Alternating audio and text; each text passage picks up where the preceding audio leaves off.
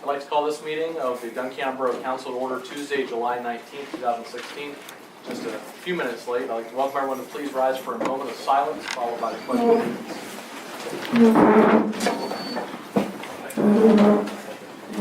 I'd like our senior Girl Scout to lead us in the Pledge of Allegiance. Either one. Allegiance to the flag of the United States of America and to the republic for which it stands, one nation, under God, indivisible, with liberty and justice for all. I jumped the gun in a moment of silence. Please hold a moment of silence.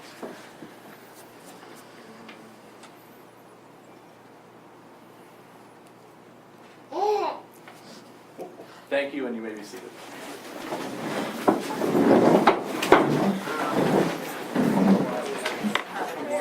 I'd like to welcome the Borough Secretary for a roll call. Mr. Crowther-Mell. Here. Mr. Epley. Mr. Lenhart. Mr. Nace. Here. Mr. Williams. Here. Mr. Kirkhoff. Here. Ms. Young. Here. Mayor Conrad. Here. Solicitor DeSinger. I am here. Engineer Brown. Here.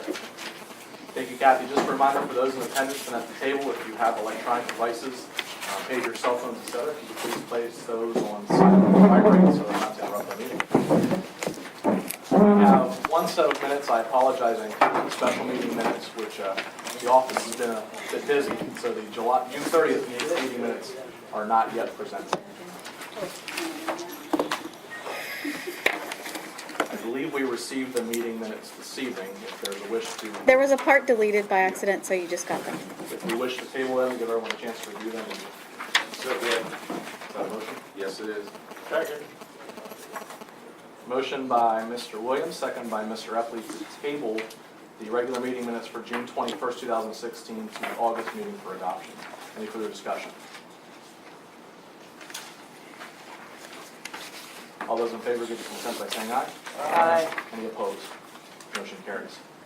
Move on then to public comment on number 6 on the agenda. We can get the clipboard if everyone's got a chance to sign.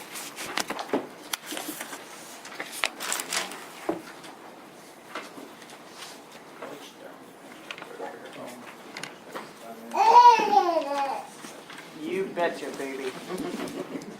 It's good to see a large turnout at tonight's meeting. Thank you all.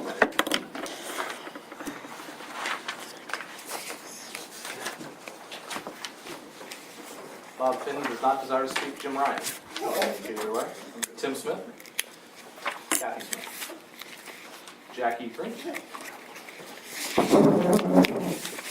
Scott Green. Anna Brown. I'll defer to the boss. I can't read the handwriting, but it says Butch in parentheses. Yeah. Would you like to speak? Would you like to speak? You have the floor.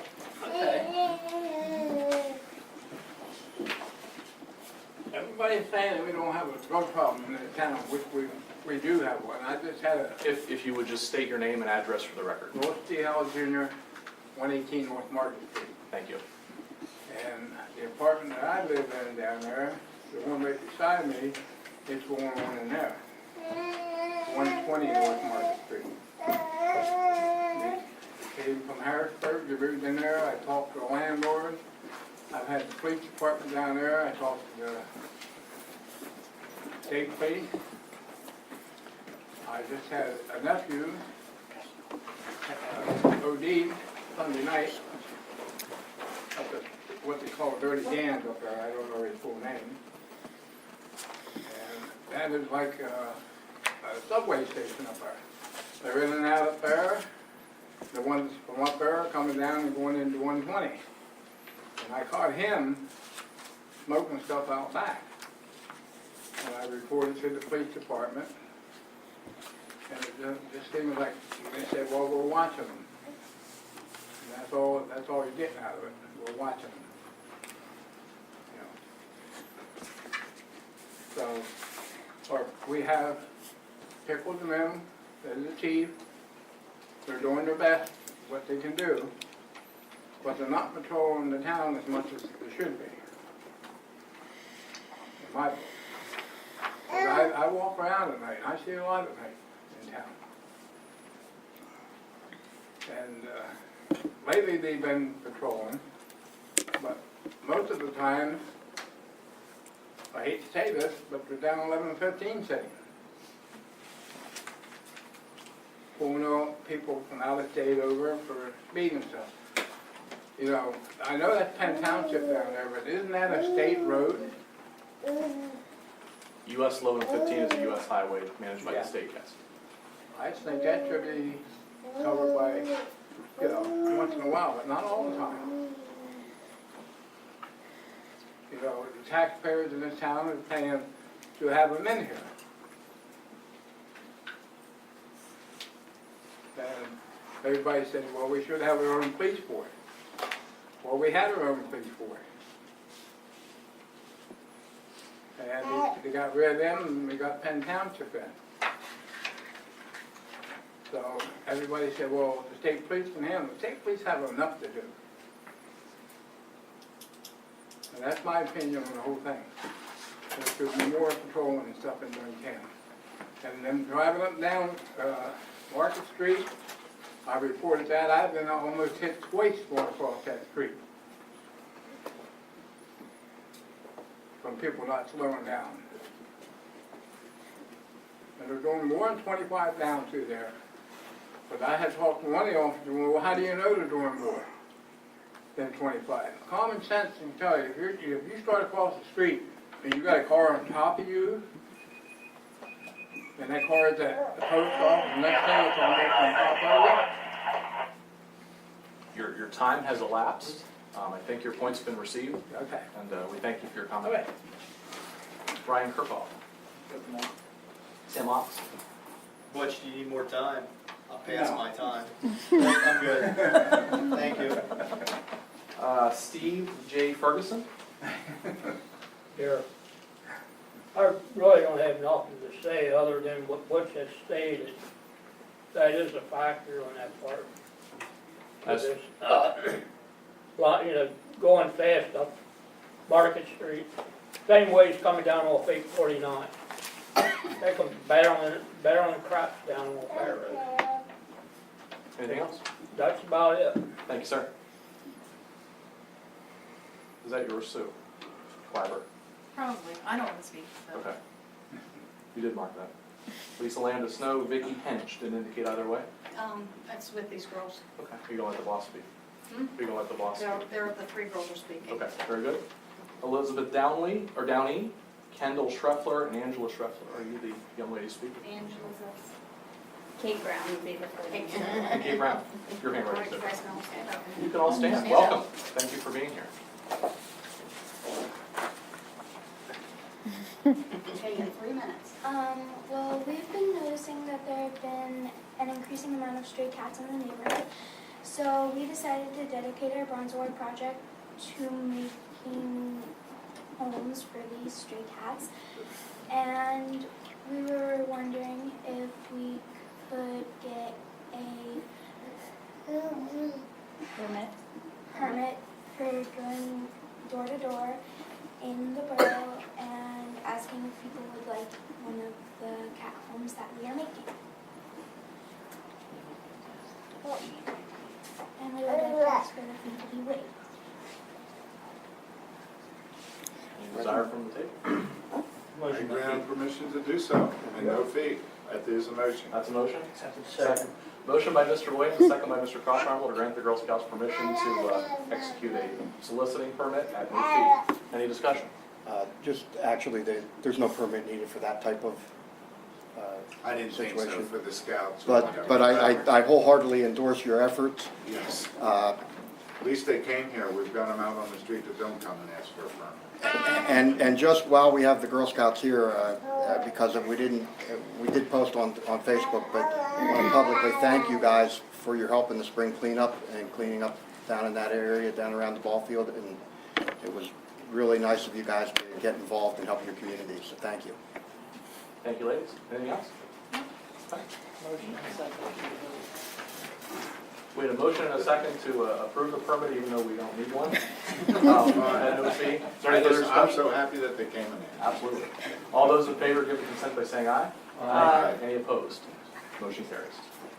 The other 5 individuals who have signed in have indicated they do not wish to speak. Is there anyone else that wishes to speak? I do. Ms. What are Ford? we doing about these houses that are boarded up under bankruptcy? I mean, isn't there a law that they have to clean up their properties, the banks be charged for to clean them up? On High Street, we have plants growing out of rain spouts, grass, it's terrible. Do you have specific addresses? No, I don't want, I mean, just go through town and you can see these properties, you don't have to go very hard. But I understand that we have to keep our properties nice. The landlords don't have to, the banks don't have to, the mortgage companies that have these signs on the door, you know, they're up for bankruptcy or whatever it's called. Isn't there a law that they have to maintain their property the same as we have to? There I mean, is. shouldn't they be charged to have someone come in and mow? If they can't, the borough would mow it and charge the banks? There's a process. Tony, could you stand up? But Anthony. This is our fairly newly appointed codes enforcement officer. How you doing? I'm Anthony Place. Yes, they are held accountable. By 6:30, for instance, there's a back and forth battle between HUD and Chase Bank. Neither wanted to take responsibility. I'm working on 18 through 24 down on Market Street, 630 High Street. Getting a hold of HUD tomorrow, but we have plans in the works to have our own people on the grounds crew take care of that. Keeping an itemized list on everything they use, their time, what materials, and then we're going to end up billing both of them, if not one of them. And what about the houses that are boarded up? I mean, it was in the paper about a year ago that you were going to take action against them, or aren't you going to have them condemned, torn down, or what do you do about it? Each property's in a different state. Or is there a specific, I mean, we can try to get some information on any that are specific. If you're thinking If you look at the old Western Auto Store down there, I don't know who owns that. that But one, that stinks so bad when you go by there, the water heaters laying on those. 25 North Market. Yes. That's been a discussion several times at this table. Our solicitor's been involved with some issues on that property. It's ongoing, but it is on the radar. And, Mr. President, if I could, Mr. Carter. just to update you, because Tony was off and wasn't aware of it, we actually did mow 6:30. We sent crew in, because when I went by that one, we have a lot, and Tony's working, the process is a process that we have to follow. But 6:30 was such a outrageously bad situation that I made a decision to have our public works people go ahead and mow that, and we, like Tony pointed out, we'll keep track of all the expenses involved. We will place a lien on the property. You know, we won't likely get paid for it until the building gets sold, but we will get that lien, will recover those expenses. Tony has been very diligently working, and I can't address individual properties, but I can tell you some of the ones you've mentioned, I know that we've had discussions about in his updates. Unfortunately, the code enforcement process is not as simple as we would like it to be, I think all of us. We would like to be able to just go in, tell them, you have to do this, you have 10 days. The fact is that once we give them a notice, we have to give them a notice first, give them time to correct it. If they're making progress, for example, I know Tony's reported to me that some of his properties have cleaned up partially, they haven't completed it. He gives them a little bit of an extension, because we would rather people come into compliance than have to go the enforcement route.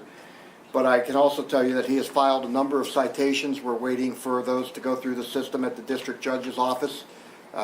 You know, we try very hard to coax people to fix things. If they don't, then we will take the enforcement action.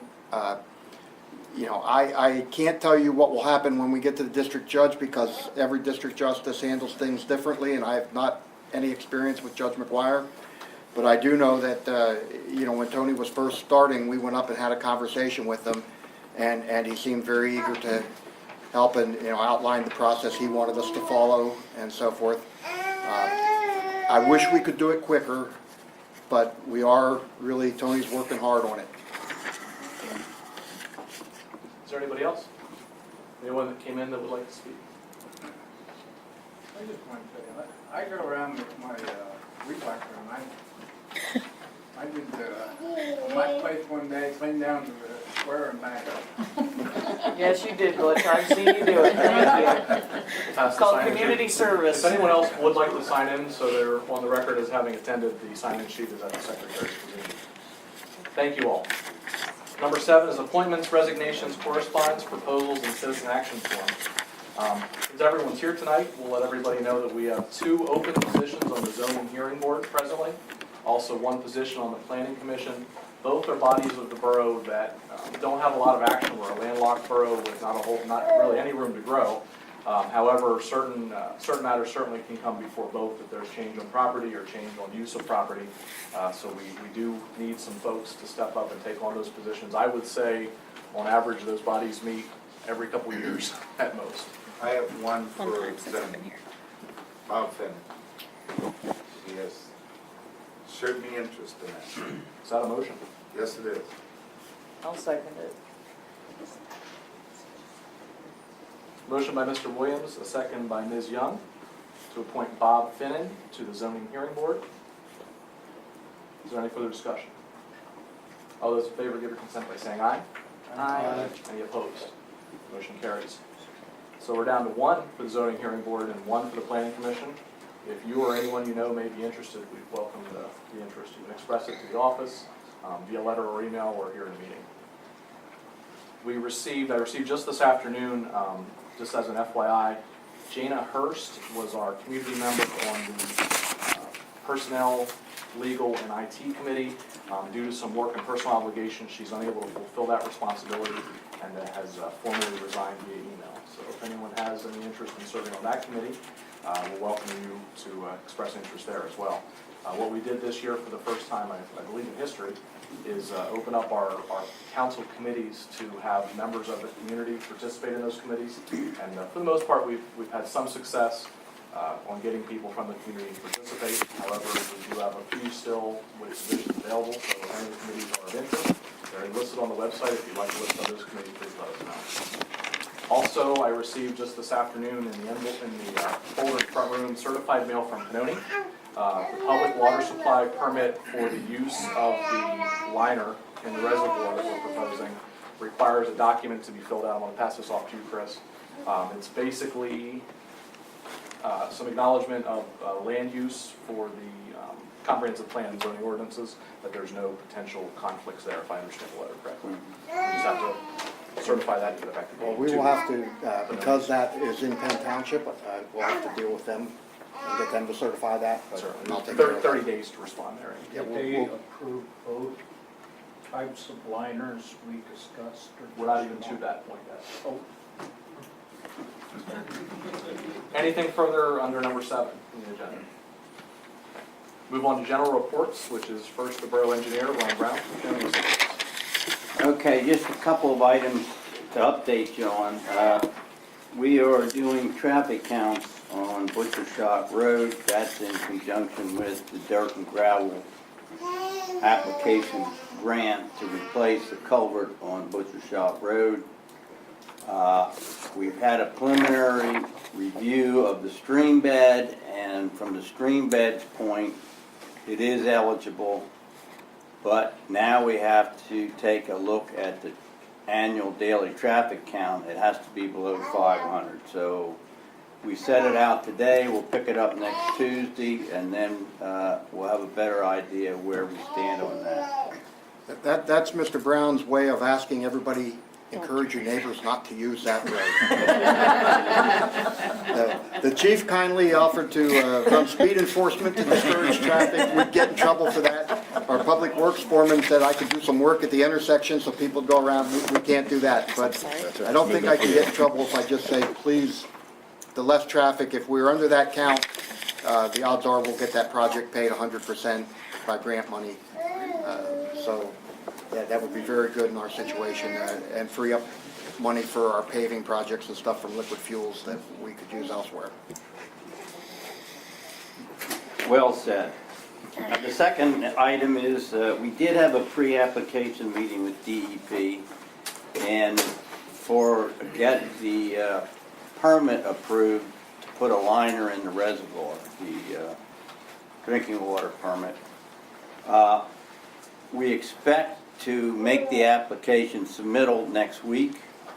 They have 90 days to review it.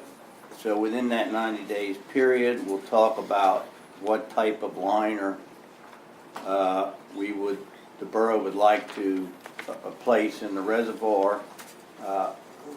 We also are really waiting to see if DEP has any comments on the type of liner. But we have some time to talk about that. If they take up the majority of the 90 days, probably we won't be able to do the project till next spring. But then again, we didn't hold it up, so that's the good news. Because after we get the permit approval, we have to advertise it and so forth, and there will be temperature restrictions on that material. We did complete the review of the sewer main videos, and at the next JOAC meeting, we'll go over it in a little more detail and then report back to council. But we categorized the lines into 3 categories: good, fair, and poor. There are some good lines, but by and large, the fair and poor lines represent around 2,000 feet of sewer mains. And if you continue the Elm Street project up through the meadow, I think it's to Ann Street, you'll get the bulk of them. They're all vitrified clay pipes. There is one that is cracked, and there's water infiltrating the system. So we'll just have a discussion. And I'll make a maps and color code it so it's visible so you can see. Is that the main point of water infiltration into the system, or do we have some others that we suspect? Well, it's one of the main points of the lines that we video. We did not video all the vitrified clay pipes. There's also up on High Street at the Catholic Church in that vicinity some pipes that have been categorized poor as well. So we'll just take a look at them. They are getting aged, and when the clay pipes break, it's easy for water to get in. Ron, is that, what are you talking about? Is that on this side of the stream? Is it the section that's on this side of the stream up from Elm Street? It is on, it's over on the Noy Park side. The line. Okay, so it is on the Noy Park side. Yeah, and it goes really up through there. It crosses the stream twice. It's really between those 2 crossings. The last thing is Elm Street is on hold till we get through all the funding issues. And we've had discussions with Penn Township Authority, and they don't want to be blindsided, so we're going to keep them informed on the status of the project.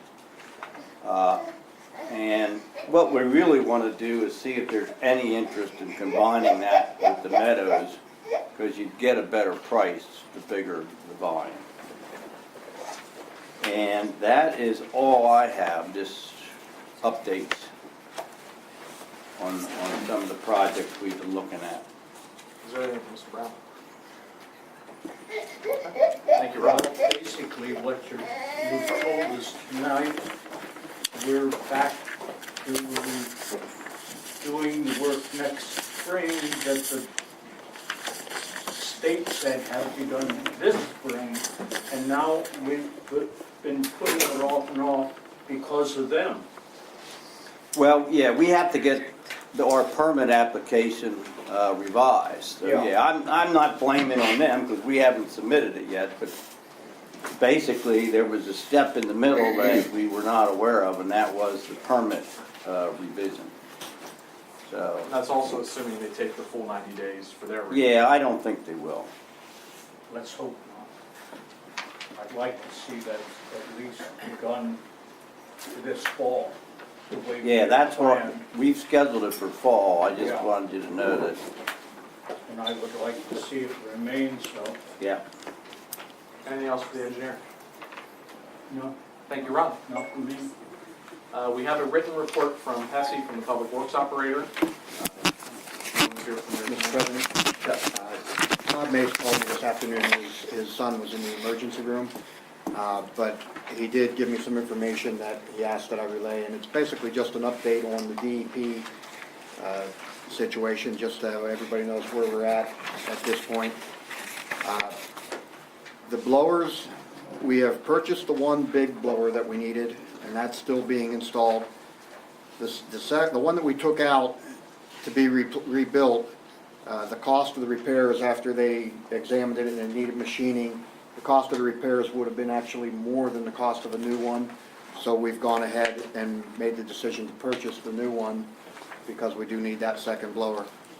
The small one that we purchased is installed and is running. The one that we removed from service and took to be rebuilt is being rebuilt. That will not require a whole lot of extra work above the original estimate. So it's a good move to have that one rebuilt. Once these are all put back in place, then we will have two that we have taken off that are going to be sent and hopefully rebuilt to be our backup ones. If they can't be rebuilt, then we'll have to look at purchasing new ones, depending on what the estimate comes back for any kind of machine work and so forth on it. The spare parts inventory for the common we've had some work done on that. We've got somebody coming in to take a look at it and see if they can fix one of the problems that they're having. We'll know more once they take a look at it. The float balls have been installed. The SBR level transducers, Todd tells me that they're still working on getting quotes on those. He was having difficulty in getting, we're trying to get 3 quotes on everything to meet the procurement process. The SBR dissolved oxygen controls, the DO controls, the status of that is that Todd took down numbers off of the part that needs to be replaced, went to try to price and find the match, and it turns out there are apparently several models that have that same number, so he's got to come back and look for additional information on that unit to narrow down exactly which one it is that we have to match. Once he does that, we'll be able to get that part ordered and go ahead.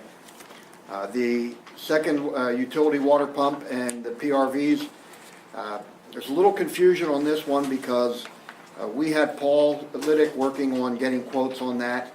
Todd apparently is also working on getting a quote. Todd's quote was about 3 times what Paul's was from the 2 contractors Paul talked to. So we need to sit down and match up and see, because we don't know. We suspect that the problem is that the one didn't include pipes or valves and was just for the labor, and the ones that Todd was looking at were all inclusive, but we need to sort that out. The composite sampler, we've got the quote on the model. We're trying to obtain an additional quote, and the problem that we're running into is finding a dealer who's authorized in our area for that model. To give you an example, I found a dealer with that brand that was on the internet, sent an email inquiry and got an email back saying we're only allowed to service the state of California. So again, we need to make the effort to get 3 quotes for procurement purposes. If we cannot obtain that and we have a legitimate reason, obviously we need the part that fits the unit that we have, then we go ahead, but the cost of it is high enough, we believe that we have to go through that process. So that's where we stand on those issues. I think Mr. Brown's talked about the survey of the system for infiltration and so forth. We've already discussed that. The plan evaluation we've authorized already, and that's just a matter of getting that scheduled with Pannoni. So that's an update on those, and I thank Mr. Mace for stepping out of the emergency room this afternoon to call me and give me that update. I saw that the wastewater system report was dated June 13th. Is that a month behind, or is that the wrong report? I believe that's probably a typo, because I didn't receive it until just last week, so. It does say the June 2015 DEP. Right, yeah, those are. 2015. Yeah.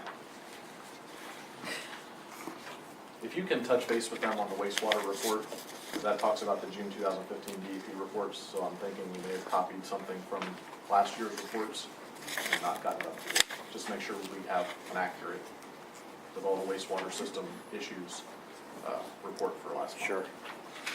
Is there anything else you have from Tessie? No, that is all. Do we know this list of pending items, were they all items you just went over, or is there stuff that's on here that we didn't address? I mean, some of it is, but some of it looks, Some of it is different, but they're not immediate priority issues. Our immediate priority is addressing the DEP violations. You know, we submitted our response to DEP. We have not heard back from them one way or the other on it, but, you know, we're proceeding because those are the items they told us that we need to address, and that's what we had discussed at the meeting on the 30th. And so we're assuming that they're okay with it, or you know, if they're not, they'll have to tell us. Anything else for the public works operators? with the water system, it references outstanding items on the DEP inspection report from April of 14. Are there still things that weren't finished from there then? That's a good question. I have to check on that. Because they're saying we should be completing them. So we might need to look into. From April 2 of 2014. Okay. You can get follow-up on those and see where we stand. If there's stuff that the borough should be doing or should have done, we want to make sure we can address those as soon as possible. And I don't know what items the only things I've seen from DEP regarding water have to do with the reservoir situation. The biggest one on there is backup power. And that I think we have done part of that. Generation in the wellhead, in well 1, and the new building in 1. And that's all being addressed with Yes, the yes. grant project. Yes, So, that's all being covered under The generation is as well? yes. Yes, Okay. right, Mr. Engineer? Yes. Thank you. I know we did get the backup power supplies for there, but Yeah, that's just not to keep generation. the Yeah. computer working. That's Right. not to generate, yes. If you can just make sure there's nothing else they're referring to other than I will the follow gap up piece, with- which Right. is already in the works otherwise. All right, anything else for public works? Borough Solicitor, Mr. Dissinger. The only items I have for discussion will be items which will occur later on as agenda items. Okay. Anything for the solicitor? Fire protection, Ms. Chief Warner. Chris and I's schedules didn't really match. We're meeting next week about the burning ordinance review. And the only other thing I have is just to maybe let you know officially and get some information. The fire company is exploring buying the 9 South Market Street property from Harry Morrison. And obviously it's zoning hearing, but to get information as far as, restrictions with the occupancy and parking and all that kind of stuff. Where are we getting all that On the information? borough website is the zoning ordinance, and all that data should be therein. And actually, Byron, when we meet next week, we can go over that. Okay, sounds good. I know you had, I don't know if it was you or Dave Keene had mentioned the question about the parking. One of you had mentioned about the zoning, and the zoning is okay. It's the parking I need to research and see what the, Just things for, occupancy, all that kind of stuff, just general stuff that we'll need to know to make an intelligent decision on purchasing the building or not. occupancy in terms of number of people? Or Yeah, that comes from building and industry. That doesn't Okay. come from the borough. But zoning-wise, it's permissible use in that zone. The question that you raised about the parking is a good one. I don't know what our zoning says about the need for off-street parking for businesses, or for new businesses. That would be a different use of that building, so we'd have to look at that. My guess is that you may need to go to the zoning hearing board for a variance or an exception, and come up with a parking plan, but I think as we discussed, my view would be, I would not object to a plan that talked about the amount of available parking generally on the streets, and of course with the municipal lot just right through the alley. We'd have to look at all that, and it wouldn't be my decision, that would be the zoning hearing board, but When do they meet? They don't meet on a regular basis. they meet when they get an application. Okay.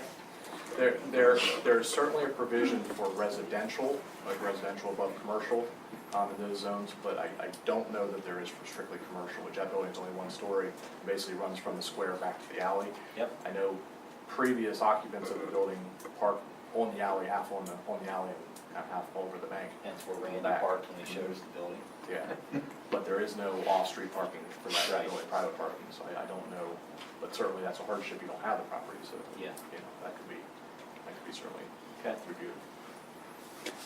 If I could, I just want to reinforce in regard to the zoning hearing board, they're a quasi-judicial body who would react to someone filing something, then they would sit as judge and jury to decide the application or the petition or the variance or whatever. It's not a, show up and talk it over among the guys like here or a planning commission. So that's, Yep. Thanks. thank you. Anything else from the Thanks, Brian. Have you received the hydrant flow No. data? Do we have an update? We're where still that trying is? to find it. It was in the office and I thought it had been picked up. And so we'll look for that again. Put that on our meeting agenda there. Next week. Very good. Let's turn it over to the mayor, Mr. Mayor. Yes, I have the police report here. Rather than read you, I'll give you the highlights on the report. It looks like activities for Duncannon Borough alone are about 22 per day over the last month. And we had 27 dispatch calls, 9 crime reports resulting in 3 arrests, 6 traffic citations, and 6 parking violations. And fairly evenly spread between us and Penn Township in the last month, just so you know. Now, on the codes enforcement, I had a question for you. We have 30 notices that were handed out, and I guess you couldn't get work out with about 3 of them and had to take them to the report and file citation. The only question that I had was how many hours Roughly, do I put in? did you work last month, do you know? Last month? If you don't, maybe let us know in the future, just. Yeah, I can put that in for Yeah. upcoming. No, I can't say. Anything either one of you guys would like to add, the police or codes enforcement officer? Okay. We started our 5th year this month for Penn Township and Duncannon Borough as far as full-time police protection. And a lot of times it does seem like we're not there when you need us. So there are a lot of times when things happen and you look around and you don't see us there, but give us a call if you need anything, Butch.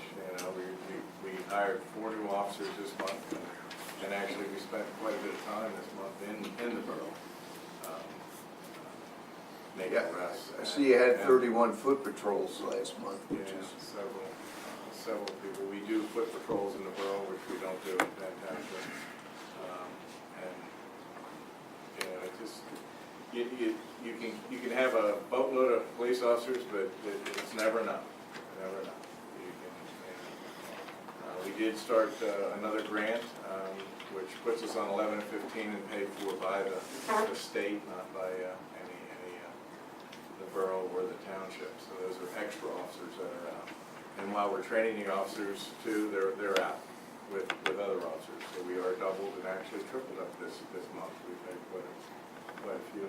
Corporal Myers was just promoted last month, so he's hopefully going to move up and do quite a bit of a lot of the grant work too, and a lot of the other responsibilities.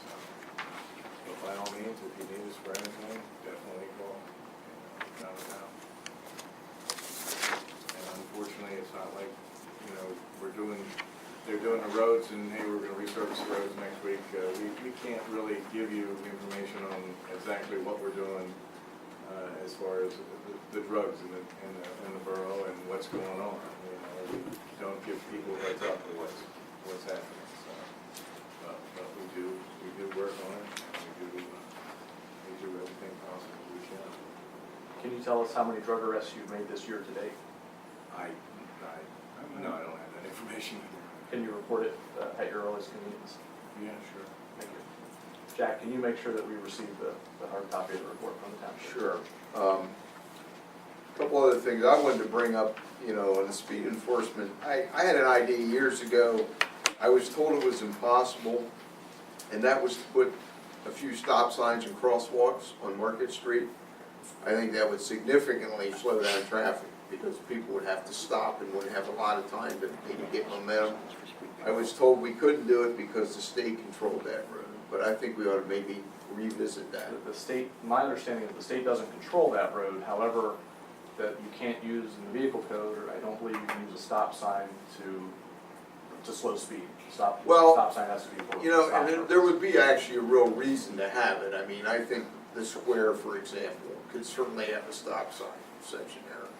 Up by the ice cream parlor and now the tavern there, maybe at the sled works. I mean, there would be reasons to do it. People do have to run across it. The sled works a lot, to get across that street. It's not always easy. Yeah, Chris. Wasn't that done years ago and taken back out Yep. for legal purposes? Yes. Yeah, we would have to, not only can, as Mr. President pointed out, we would not be able to do it just for speed control, but also for it to be a valid stop sign and stand up to a challenge in court, we have to present what's called a warrant to PennDOT that includes traffic study information. I don't know all the details of what's in that, but I know that they need to certify, they need to review. I'm sure you have to give them a why valid, we want to do it and have that traffic And study. Frank Epking's great at counting vehicles as they go by. Remember at the bridge. Yeah. But certainly we can pursue that process if I council still wishes to think it's look at worth it. investigating because we, like he said, he can't be here all the time, and we do have problems with people driving at high speeds in town. Especially with our speed enforcement system, they can cheat on that pretty significantly, and still get away with it. So, one other thing, I as mayor would like to ask for a citizens committee. Since I see there's quite a bit of upset over especially I guess the heroin and drugs around that we've seen and experienced some deaths the other day. I would like to ask for some volunteers, and I'm not asking you to do it tonight. And I would like to form a citizens committee, have a meeting, and set up a meeting with the police office and police officers and see what we can do as a community to address this problem. Jack, if I could refer you to number 14 on the agenda under new business. Okay. Ms. Landis is here to speak on a drug-free community coalition process, which she's done extensive research on. So that's probably exactly what you're thinking. Well, maybe we could fit that in there because I just want to get the public involved, so. Okay. That's all I have then. Mr. Mayor, if I could back up to your question about Tony, his average is 10 hours a week. There are a couple of weeks where he's been a little under that because of his work situation with his other job. And what we talked about then our most recent when we sat down to talk about, moving forward and just kind of catch up on things, was letting him know that the budget is for 10 hours a week, so if he's under 1 week, he can be a little bit more the next week. But what you need to understand is that's not just the time that he spends out inspecting places and doing things. There's a lot of administrative work that he has to do. I understand that. So all I think is that we need to have that as part of his report. I don't disagree. That's valid. Like if we had a whole bunch of problems one month and, he wasn't here because he was on vacation, we can look at that and say, well, that's probably the reason. I think that should be part of his report, that's all I'm asking. I don't disagree one bit, but I just want you to know. It's not to justify or criticize. No, It's he's just a very hard legitimate- working at it and I'm sure. coming to it completely new, and he's learning that role and really kind of growing into it and doing a good Yeah, job. I'm not saying, I think he's probably doing a great job, I just think that we should know how many hours he worked, that's all. Absolutely. Anything for the mayor? I got one question. Okay. Do we have,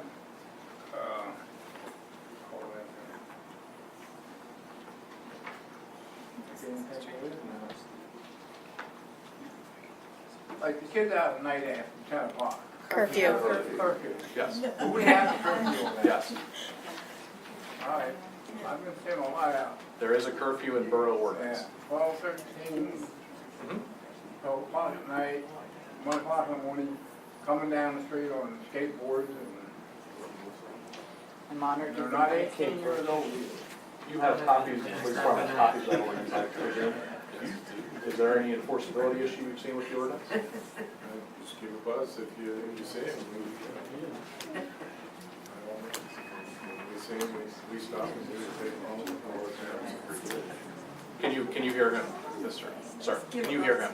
You need to call police. Just call him. Call the police if you see them. I think we ought to call the parents. That's what they do. That's what they do. That's what the police will do. Yeah.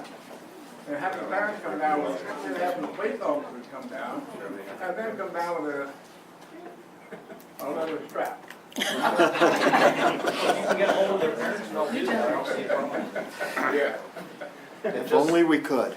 Jack, if your question about stop signs wants to be referred to Mr. Kirkhoff's committee for review. Sure. If you want to take a look at that and see if there's any intention or feasibility moving forward. I apologize, I don't know about you guys, I just got this yesterday afternoon and haven't even had a chance to really look over everything. But it was delivered in person by the borough manager, I will say, which was appreciated. It was only created yesterday. Yeah, okay. We had an issue with the billing system last week, and as a result, our secretary's helping fill in on that capacity, and so, that was the priority, to get that corrected and get them out. I understand, I was just explaining why I hadn't really had a chance to read this. Yeah, I've and been then, out all day, so. I won't always be delivering them, but Paul, I hope not. I saw this guy blindly driving down the street. I said, is that Chris? Mr. Mayor, we do have an ordinance that your sign should be, your house should be clearly marked with the number. Somebody turn it over. Is there anything else for or from the Thank you, Mr. Mayor. Secretary, Ms. Bauer. I don't have anything. Is there a report on that? Borough manager, Mr. Corbett. I think first, I just would like to pass along to anybody that doesn't know, and being a small town, probably everybody does know, but the reason that I was delivering the package yesterday was because Paul Liddick usually does that. Paul's mother passed away yesterday morning, and so certainly our hearts are all with him, and we wish him the best, and condolences and sympathy for him and his family. Paul, if you would look from the outside, and I will tell you, when I first got here and saw this scruffy billy goat, and I thought, who the heck is this guy?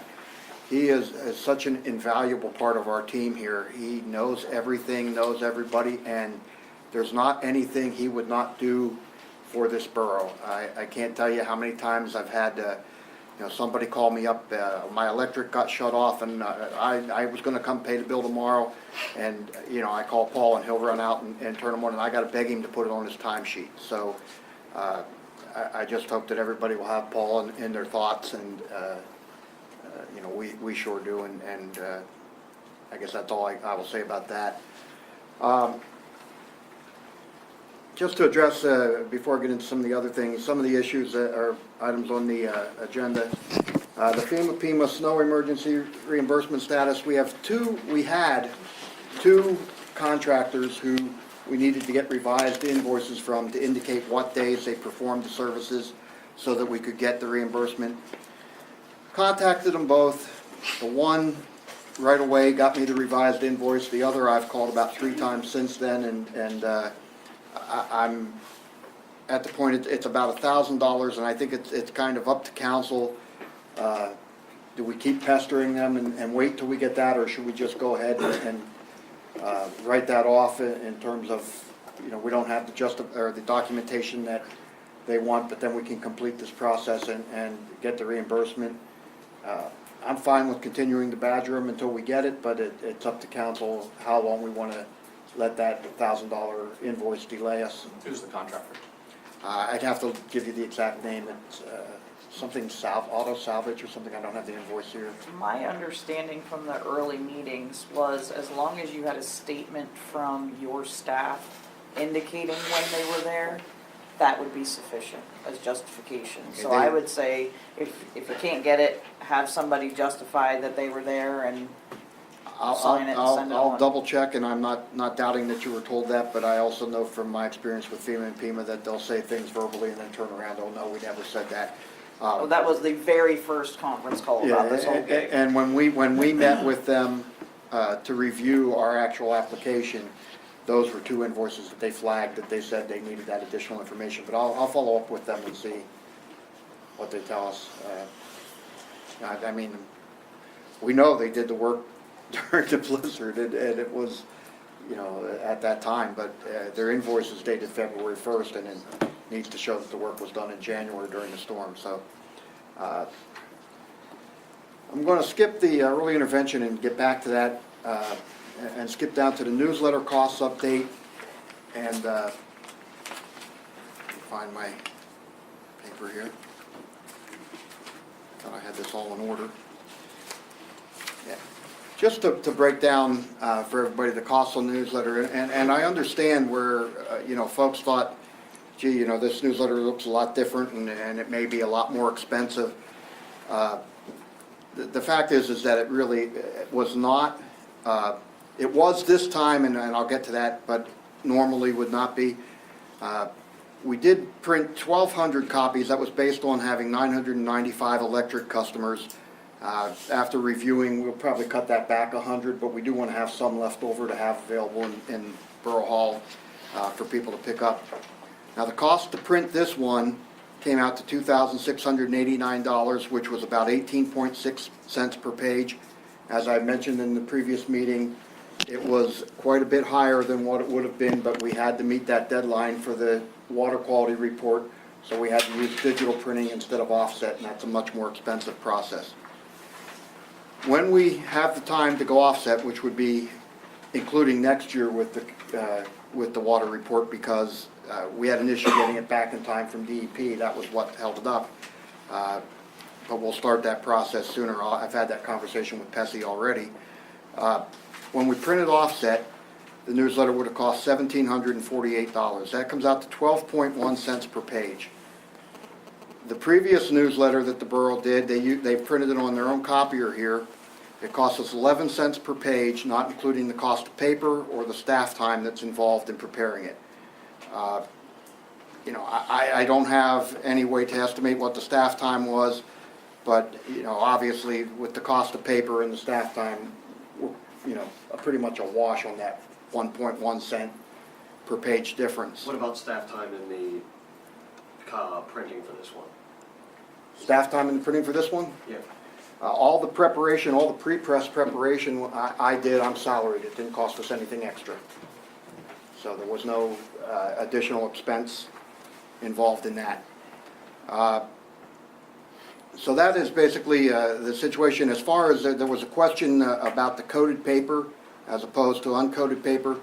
I don't have exact numbers because I talked to the printers to try to get it broken down, and they said, well, they'd have to redo the quote, but they told me that the difference would be a couple of dollars for the total job. It's a negligible difference. The coated paper, not only does it look better, but it absorbs less ink, so you have a sharper image. And the other thing that I think is important to keep in mind is that our borough newsletter is not just a tool for communicating with our citizens. It's also a tool that when people come into town, they come to Borough Hall, if they're looking to purchase a property, things like that. It's an important public relations tool for the town as well. We are trying with things like our you know, cleaning up the office and so forth. We're trying to present a more professional, more competent image, and I don't mean that that's any incompetency in the past. I just mean we're trying to project a better image, you know, aid in economic development and everything as we go forward. We also do have plans, and council, the finance committee will have at their next meeting proposals for advertising rates. The idea is that we'd like to make space available in the newsletter for advertising that will defray the cost. Also, since we did touch on that briefly before, but I was not aware that when we distribute our newsletters, we put those in those plastic bags when we take them around. that also opens up a possibility of another revenue stream that we could also make it available to people who want to reach our residents, whether it be to put samples, coupons, things like that in the bag with newsletters, which would further help us defray the costs of the newsletter and distributing the newsletter. Or So, print on the bag themselves.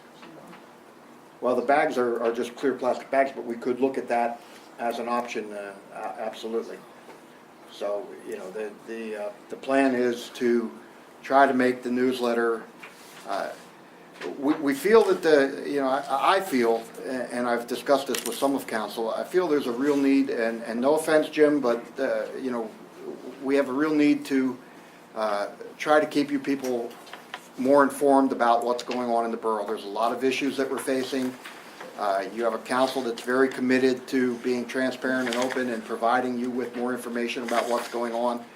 And that is the tool that we can use to do that. And to do that and to do it effectively and cost effectively, we're going to look at the advertising and other ways to offset some of that cost so that we can, I would like to produce a newsletter more often than we do. If we could figure out a way to do it, I wouldn't even mind having it be monthly, so that we, because we certainly have plenty of news to report to the citizens and to keep people informed. Question, where'd you come up with the 11.1 cents per page printed? Is that from our printing costs through the? Took the printing cost. Give me an average on, I don't remember what our pages were. Oh, the 11 cents per page for our printing? Yeah, That's what we pay our fee on our copier for color that's copies. what I was thinking. Who printed the light bills out? I'm sorry? Who did the light bills this time? I did. Where you can't read the date? We've had the guy in to fix the drawer. I jammed a stapler in there. A lot of them were right, but that's the best I could do.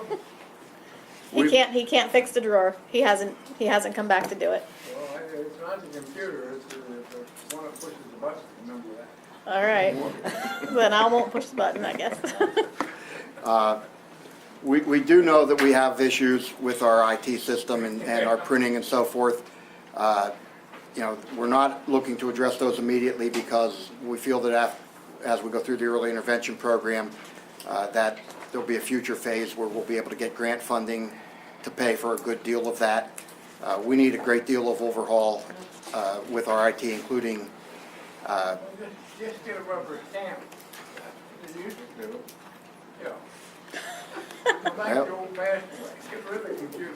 I'll tell you, we could do that, sir, but then you're going to have to understand that you're going to have to pay an employee hourly to constantly change those numbers for everybody's bill since they're all different, so. They'd get one a year, probably. I will tell you that. Our bill is now annual. That was the least of the issues we had with printing the bills this time because of some software issues that we ran into. We had one of the big problems we had was that the barcodes weren't printing out, and we need those barcodes to get you the best postage rate to save your money. Put that light in down there, finally, too. I'm sorry? The one on Market Street, that's Toronto. The light. That's 3 months ago, replaced, we finally replaced it. Were you the gentleman who called in about that? Okay, yeah, I know we got a call about it, and we put in a work order, and everybody on our staff tries to be aware of things around town. Why don't you go in and put a light switch on, I'd go out and put it on. Well, And he would. And I was going to talk to you later about your weed whacker and maybe helping us out with these codes buildings, and we, put you on part-time to help us with that. All right, I'll do it. But, if anybody, If they don't care, I'll just do it my own. if anybody notices something like a street light out, something like that, give us a call. We don't always see everything. The guys try to get to anything they notice, but, if you notice something, give us a call and we'll get to it. As soon as I get my weed whacker fixed, I'll be out there.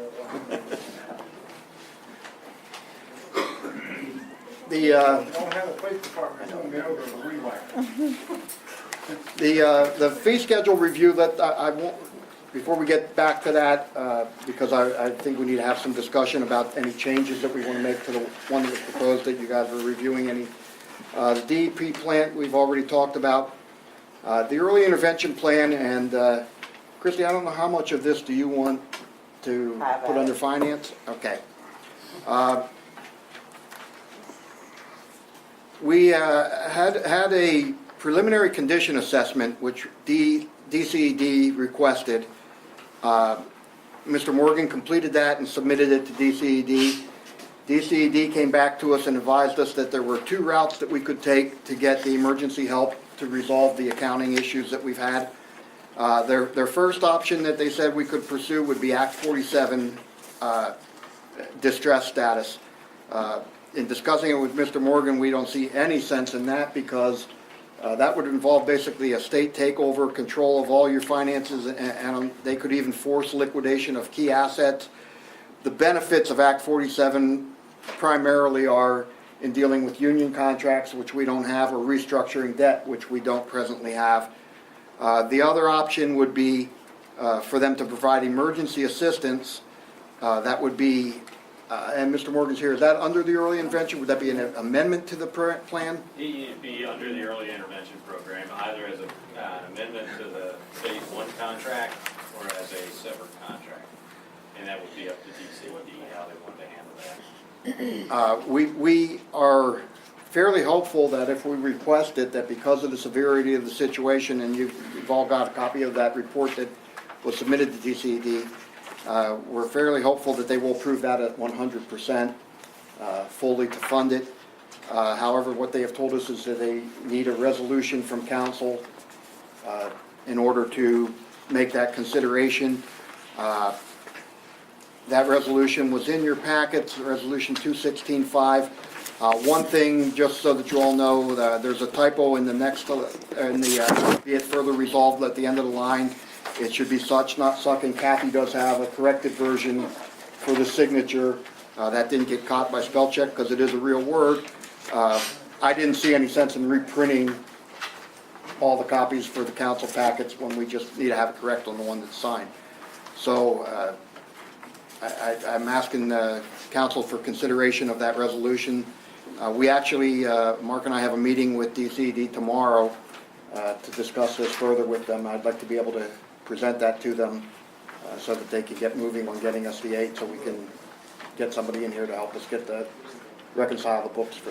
We should have an answer back within 30 days from DCD, at the latest. 30 days from the time of the resolution, or 30 days from the time of your condition assessment? Time of the resolution, because that's the formal request for the amendment or new contract. Motion to adopt resolution 2016-5. Second. Motion by Mr. Crowtharmel and a second by Mr. Leonhardt to adopt resolution number 2016-5, requesting 100% funding from DCED in the amount of $80,000 for the reconciliation or the recreation of the records from January 2014 to June 2016. Is there any further discussion? All those in favor, give it to Trevor. Question. What if they say no to 100%? Worst case scenario, you'll get your 75%, which is what you got on phase 1. That's the worst case scenario. So we'd be then responsible For 25% of that. for additional 20. Right. Where's that amount come from? The 80,000? It was just an estimate. We're hoping it doesn't take anywhere near that, but we also want to make sure we're not short, particularly if they're going to approve 100% funding. Because of, some other personnel matters that you're dealing with here on the fiscal side. We just don't know at this point. We don't know what we don't know. We know things are pretty messed up. We know you received an adverse opinion in your 2014 audit that the auditors couldn't audit the records. We know the books and records haven't been reconciled, and bank accounts reconciled since December 2013. So we know things from January 1st, 2014 through at least June last month are not where they need to be to actually produce financial results. So at this point, you've got 2.5 years of basically reconstructing records, which is quite a bit. We're hoping we can take some shortcuts to get some of those things done quickly, as we were talking about here earlier prior to this meeting. But, at this point, I just don't know what all is wrong with the system. And we can't start on it because DCD won't reimburse us if we start on it now. That's the problem. We have to wait for their approval. Any further discussion? All those in favor give your consent by saying aye. Aye. Any opposed? Motion carries. Adopted resolution 2016-5. The next item,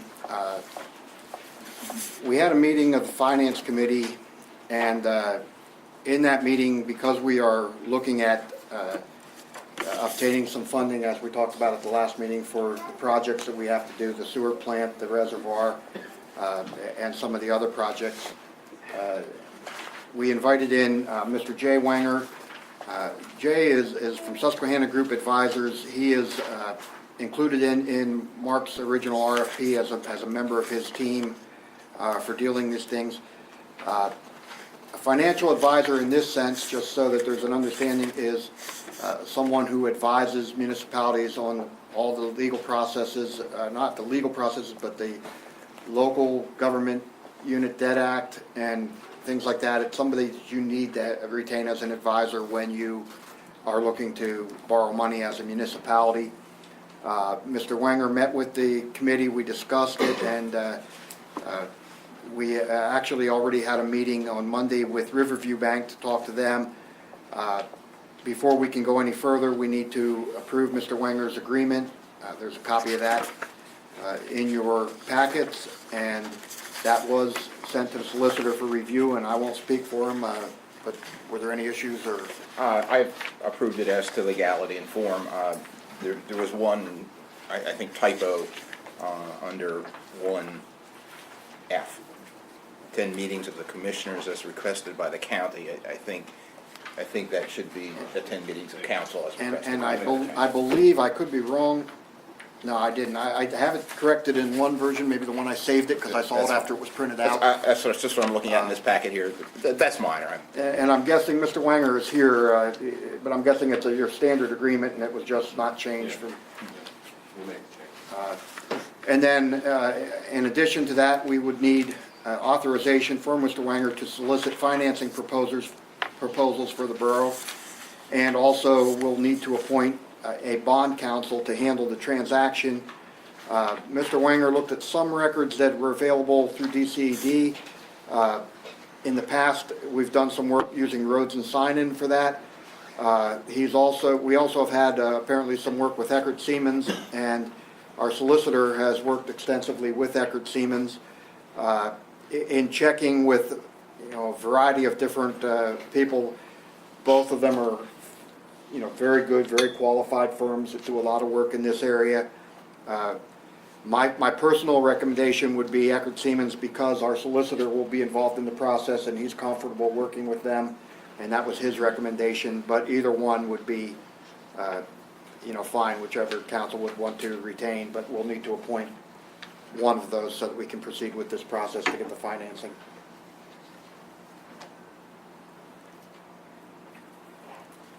I guess the first item would be the approval of So Mr. they're Wenger's. two separate ones. Yeah, three separate. Did we get costs from the bond council, like the two different entities?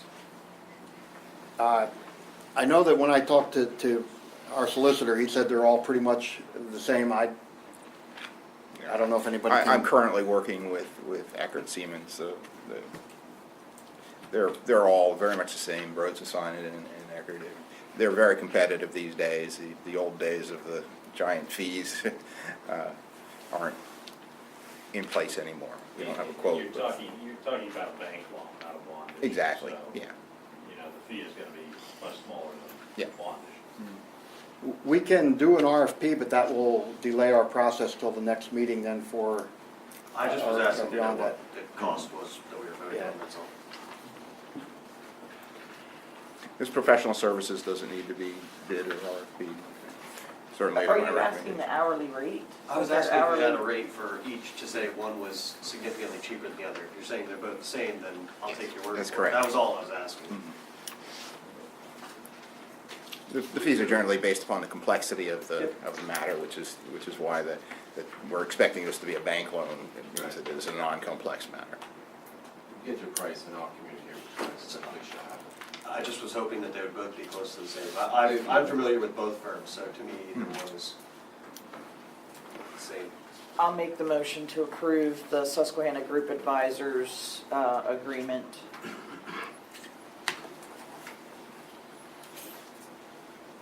Second.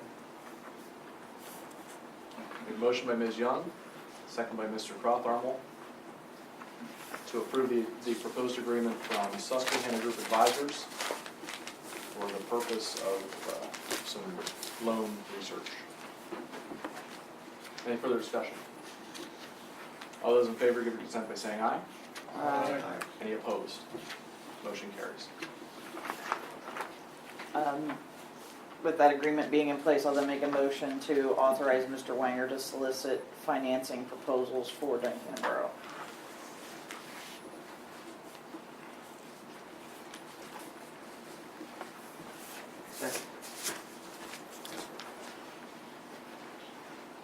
Motion by Ms. Young, a second by Mr. Crotharmel, to authorize Mr. Wanger to solicit loan proposals for the Borough of Duncannon. Is there any further discussion?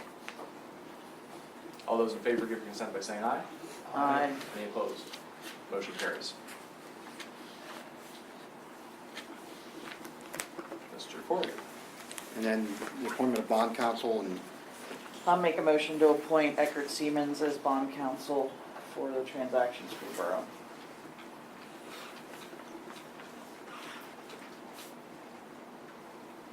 Second. Another motion by Ms. Young, second by Mr. Crotharmel, to appoint Eckert Siemens as the bond counsel for the purpose of securing said loans. Any further discussion? All those in favor give consent by saying aye. Aye. Any opposed? Motion carries. just a couple other things just for the public, because it is in my written report. We had a first meeting out in the watershed with the people from the Nature Conservancy to begin working on the assessment of our timber resources. They visited about 2/3 of the woodlands, and they're going to come back another day to complete assessing it. I was out with them for part of the day. Mike was with them the whole time, showing them around and taking them to the different areas where they have been timbered. The biggest thing that we've got preliminary just from the conversations with them is that we've got some issues, and this is an unusual invasive species in the areas that we've timbered in the past. What they told me was that, you know, the prevalence of these invasive species has become more and more a problem. 10 years ago, you might not have even had some of these species in the area. But the issue that it raises is these are species that will crowd out the good timber, the oak and so forth, that's a valuable resource out there, and make it difficult for it to regenerate the quality wood that is actually marketable. They've already provided us with some information for Mike and the crews to review, some things that we can do to try to control some of those species. The good news is the reason we have that problem is because it's very good land out there, very fertile soil, so stuff grows very quick, and if we keep the invasive species out, it should regenerate well. One of the things that they're going to be taking a look at, the map that we have of the areas that have been timbered in the past 10 years or so, it marks a lot of areas as not being suitable for commercial timber operations. Very little of the land that is that we have not timbered is still marked as being available for commercial. But that map, I think, dated from like 1970, 1976, somewhere around there. So it's entirely possible that we may find there's areas that we now would have available that, you know, technology is different, the equipment is able to get to areas with steeper slopes and things like that. So that'll all be part of the evaluation as we look at that. The other thing that is hopeful, and I'm being told that there's starting to be a resurgence in the carbon credits market. So those areas that we can't timber, which includes the steep slopes and the easement for the Appalachian Trail, we may be able to at some point generate some revenue through the sale of carbon credits. So it's very preliminary. They've only been here for one day looking at it. But when they complete that, they'll come in and make a presentation to council, and we'll go further with that as council desires. Does the forester have any involvement with that? The forester is not involved in the assessment that they are doing, but the forester will be involved in the process as we review the plan and anything they come back to us with as we go forward. We will definitely have him involved in Because things. we have sprayed that several times. And I think he even recommended it be done again last year. His latest recommendation as far as spraying, and I'm referring to invasive species as far as plant growth, not the gypsy moth and things like that. But I can tell you the forester did send me an email saying that he went out and looked around. The damage doesn't look too bad this year, and he doesn't think we need to do any spraying this year. So that was his assessment as far as the spraying is concerned. Mr. Grogan brought up the issue of the parking along Market Street out in the area kind of north of the sled works. And we had talked about trying to find a map, that we were having problems with that. Since that meeting, I was able to locate through an internet search. The county has a very fine GIS mapping tool available that allowed us to identify what was owned by the borough, what other parcels in that area were owned by other people. It also included not just maps that show the parcel lines, but you can do an aerial photo overlay of the map, so that helps you to kind of tell where those lines are, not just with the map, but looking at features and structures and so forth. Since that time, then I met with Jason from the Township Police, and because they have been very proactive in talking to us about how do we solve these issues out there, and conveyed copies of the maps to them, and so they're able to identify the areas that are private property where we can't do anything. It has to be up to the property owner, and the areas that are borough owned where we can take action. In our discussions, and this also includes with our codes enforcement officer, and you may have seen the story in the record that, or the post we put on the website, but we are going to be working on upping our enforcement of both the nuisance vehicles, and also our zoning code does allow us to do some things to try to solve the problem of cars that are unlicensed, unregistered. We have certain restrictions in the permitting process and so forth. So we are actively, ramping up to try to solve those problems that we've heard in the complaints that we've had from the public and so forth. I won't speak for the police, but I think your role is that anything that's in the public right of way, you can enforce the motor vehicle code. Is that correct? Chief? Either, even on private property, you can enforce abandoned vehicles and stuff, if the property owner doesn't want to know. And again, that, the borough won't,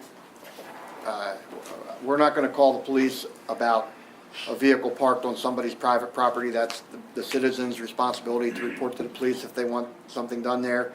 Our codes officer will enforce the codes that cover that. If anybody's curious, our zoning code, and this was the thing we discovered that was helpful with the unlicensed and unregistered vehicles or uninspected vehicles. We don't have anything in our nuisance vehicles ordinance. In fact, the nuisance vehicle ordinance is really, your car just about has to be sitting with no tires, the hood ripped off, and the engine pulled out. You literally have to violate 3 different standards to be classified as a nuisance vehicle. So that's a little bit more difficult because somebody that has an old junker that's sitting there but it isn't falling apart, we can't do anything under that code. But our zoning code has a restriction that says that an unlicensed and uninspected vehicle must be enclosed by 4 walls. You can get a permit to have it on your property without 4 walls enclosing it for 30 days. You can renew that permit one time for an additional 30 days. So if people receive a notice about that from our codes enforcement officer, we will work with them to get those permits, and basically they would have 60 days to rectify that situation before it would go any further. But that is the status of that, and if council has any questions on that, we can go further on that. We, as far as one other thing, the floodplain development and zoning permits, I want to thank Kathy and Tim Smith for their patience, because God bless them, all they wanted to do was just pave their driveway, and they had to go through all this process, and you know, I wish there was something we could change about that, but the law is the law, and we have to follow what FEMA sets down as the model ordinances. I'm happy that we were able to get their permit issued so they can get their driveway paved, and we are still working on another one. It's a little more complicated. It has to do with 24 to 28 North Market, the part that was sold at the judicial sale. The issue there is that the report, the information that we received in the application and the repairs that the owner is planning to make doesn't necessarily match up with what our records show as deficiencies in that building when this council previously dealt with it as a dangerous and dilapidated structure. We managed to track down the engineering firm or the inspection firm that compiled the reports previously, and we're in the process of moving their office, but eventually we were able to find those reports and get us copies of them. And so our next step will be to meet with that property owner, review with him what those reports showed, so that he realizes that this is what we're going to be expecting to be addressed, you know, before he's going to be able to get a certificate of occupancy for that building, and want him to be fully aware of everything that he might be getting into. That's also important because the degree of the repairs that he makes and the cost of those will determine what steps he must take under that ordinance to flood-proof the building. So that's the update on that.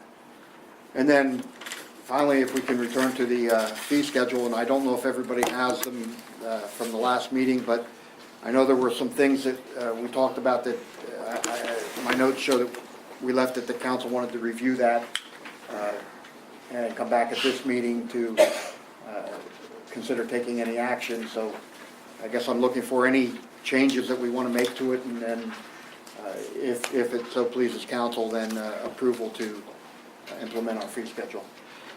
Did we get a new copy of this one? Was a change made in regard to the refuse? To where it had said $18 weekly. It had said $19.25 weekly, I believe, but it should actually be $18 monthly. Yeah, I have that note on. $18, right? It should be $18 monthly.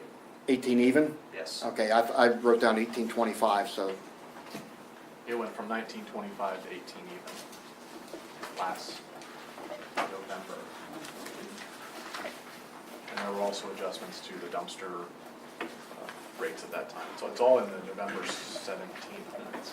Yeah, I think we have the dumpster rates, and we didn't recommend any changes to the dumpster rates, so I'm assuming that the rates that we had in the fee schedule that we were working off of were accurate for the dumpsters, but I shouldn't make that assumption because that was where the 1925 came from, so. We want to sit on those for another month, perhaps. So be it.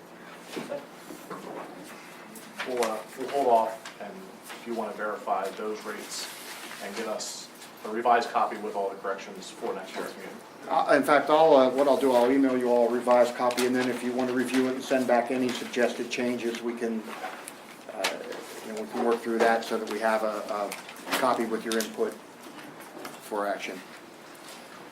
That's everything that I have. Is there anything else from or for the manager? Okay. We do have some financial documents, the treasurer's report for July.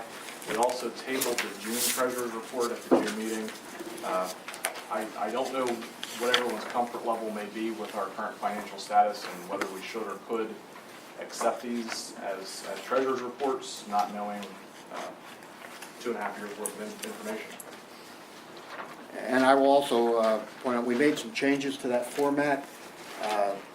Councilman Kirkhoff emailed me and requested that we put some of the other information that was in previously back in. very good ideas, and we will be making that revision for next month's. Like, we don't need the, like on CDs, I don't, like, the rate doesn't matter, those are all nominal anyways, but at least knowing when they mature, and having the rates. And I get that they're not restricted funds per our accounting system, but No, I think that makes perfect sense. we can't just go in and grab all of them today either, so looking at it that way doesn't make sense. It was a complex system, I can tell you, and I asked for one solid year for that information to be transferred so that new people could understand it, but it never happened, so. Well, we do hope that when we work on the budget for next year, that the budget will be simpler, easier for anybody to understand.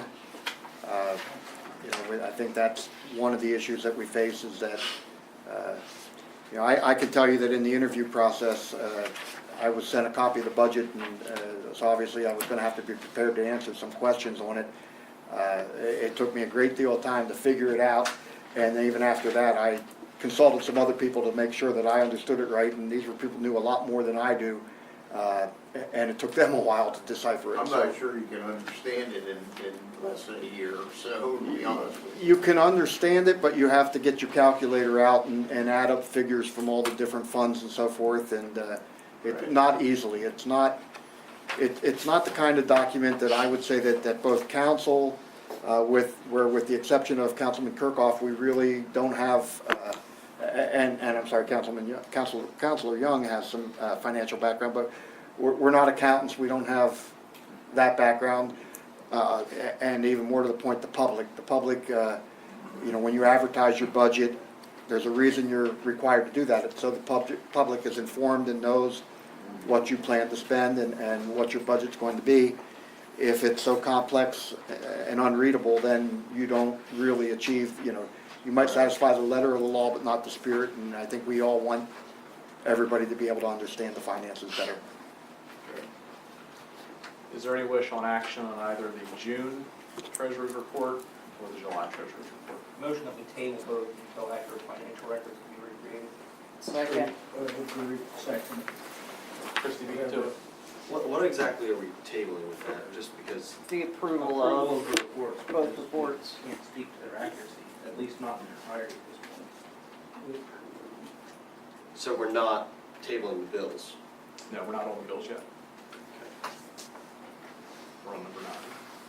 We're on number 9. The only one of those pages you have in front of you that I can speak to, that I can shed some reasonableness on accuracy, is the cash balance report. And that's because it basically constitutes how that report is derived, is it's basically that day's cash balance per the bank, minus what is believed to be reasonably accurate outstanding checks in the system, minus the bills that you're going to approve to be paid. And that would all assume that the bank hasn't made any errors. Correct. But all of that information can at least be tied to a bank statement. Right. So there is some reasonableness to that report. The rest of the reports, I would agree, there's no way at this point in time to know how accurate or inaccurate they are. We have a motion by Mr. Cawthorn, a second by Ms. Young, to table all financial reports until the data can be recreated.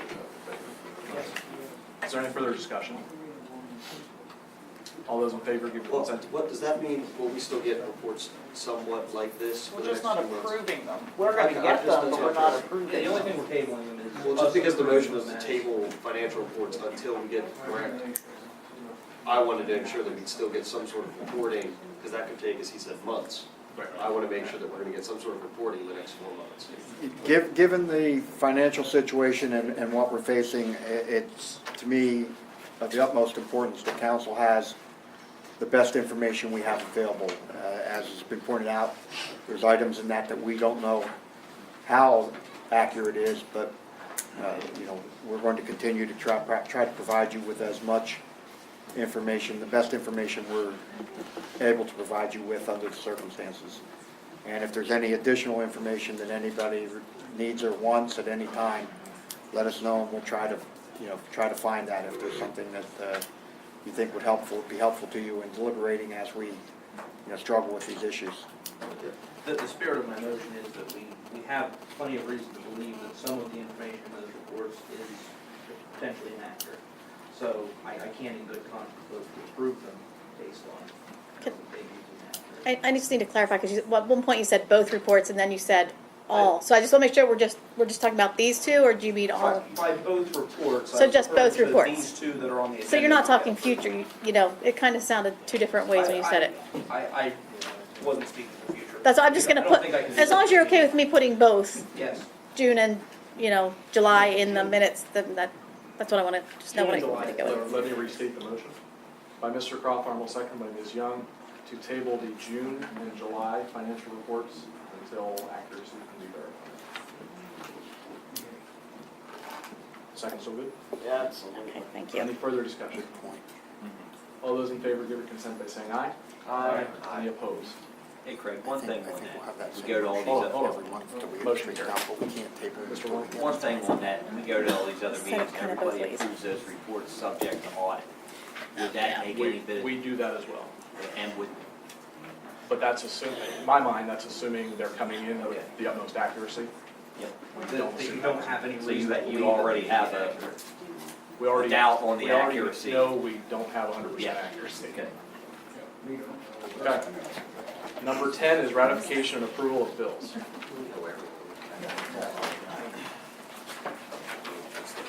I make a motion to pay and ratify the bills.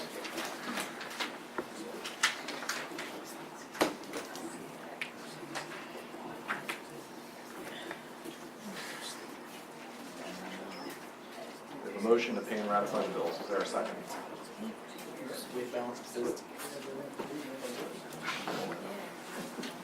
Second, there's no discussion.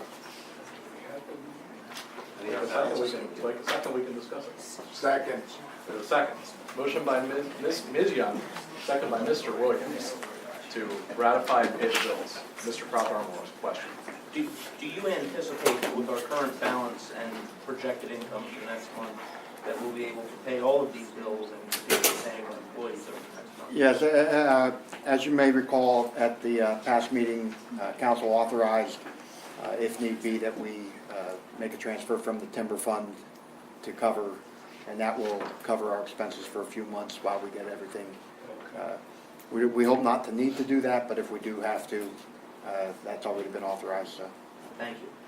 There's a bill to be ratified, so I presume it's been paid, of $2,189.67, about a third of the way down front page, for the law office of Susan J. Smith, legal solicitor for $2,100 in the general fund.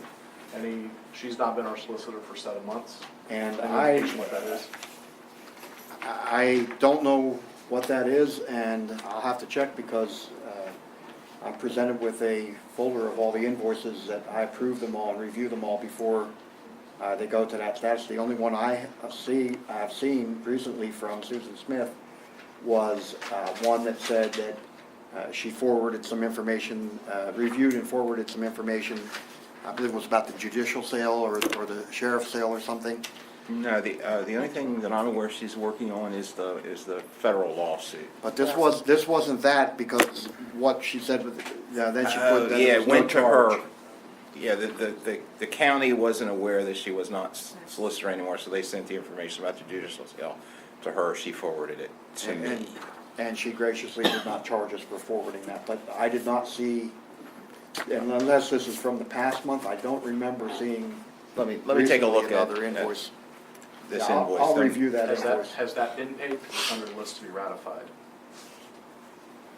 I can't tell you I that. didn't. I'd like to know what it's for.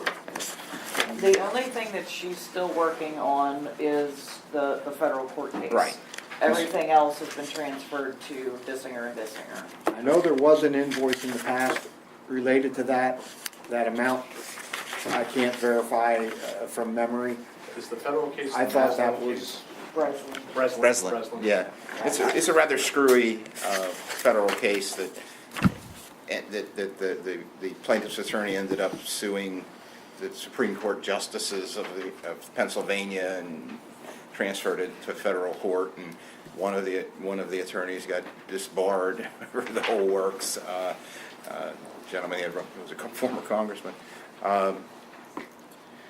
It's a very oddball case that's been going on through various machinations for a very long time. I did have discussions with the prior solicitor and made the decision it would be best if she continued on to handle that particular case, as long as I was kept in the loop about what was going on. It seemed to be the most streamlined and cost-effective way to proceed. Now, I don't know what this latest bill is for. I I'd be don't happy to think take a this look is at that it. recent. I'd have to, like I said, we'll pull that invoice and check it, but the last one I remember was at least a month ago, and I would have thought would have been included, previously, so we'll have to double check on that one. You know, there was another thing last year that I'd really like to see the bottom line on. There was a case by many boroughs, I think it was against PP&L, that we won and were supposedly awarded a significant amount of money, which I could never get the answer to what it was, and I'd like to know what that was and where it went. I know from my past experience, because of it, being involved with municipal electric, that case had to do with how the charges for transporting what they call the PJM charges, I believe was what that involved.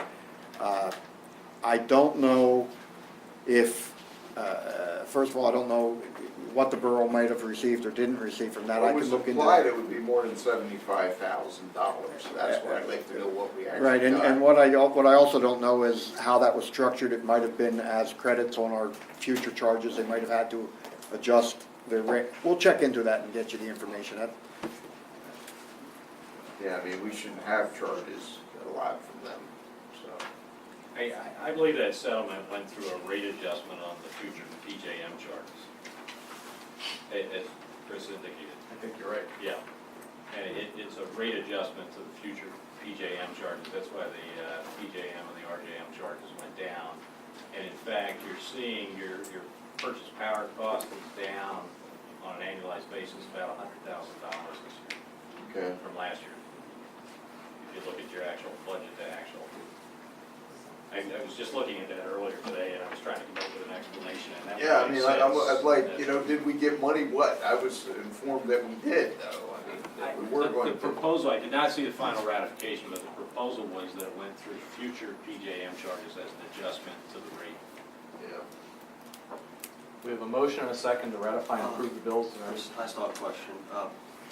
So this weekly banking review has all of this taken into account? Yes, Is and that the my bills, and the understanding? bills to be paid column on that banking review. Checks to be written. Checks to be written. So everything on these is on here? Correct. So these balances are our cash balances as of? Cash balances in the Future. bank, in the bank. Right. Yeah. Future, here is what we should have after all these bills are paid. Correct. Correct. Did we end up taking a transfer from electric for the sewer purchases? We have not made, we made the transfer previously, We did. but not for the sewer purchases. That From was the the electric. emergent 30,000, right? Okay, so the original 30 that was taken with the We have general fund not, went we have there. not made We any haven't done any. further transfers at this point. Christie, would we be able to amend the motion to withhold payment to the offices of J. Smith The big issue is all the real estate taxes are in. until that's further clarified? And you still I'm have good half the with that expenses second. in the general fund to go.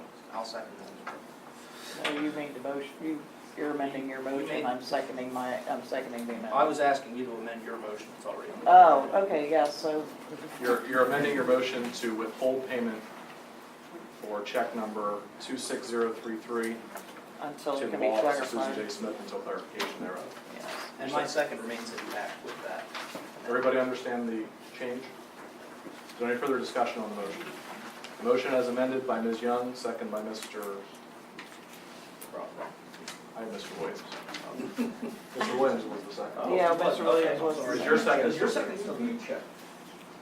Yes. Yes. Motion by Ms. Young, amended, seconded by Mr. Williams to pay the bills, ratify the bills with the exception of check number 26033 to the law office of Susan J. Smith. Any further discussion? Until the charge can be clarified. Until the charge can be clarified. Any further discussion? All those in favor give your consent by saying aye. Aye. Any opposed? Motion carries. Next on the agenda, does anyone need a break? Next on the agenda, standing council committee reports on facilities and fleet. Mr. Epling.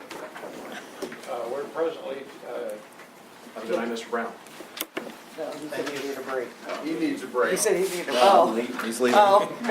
Nice break, Brown. This is covered.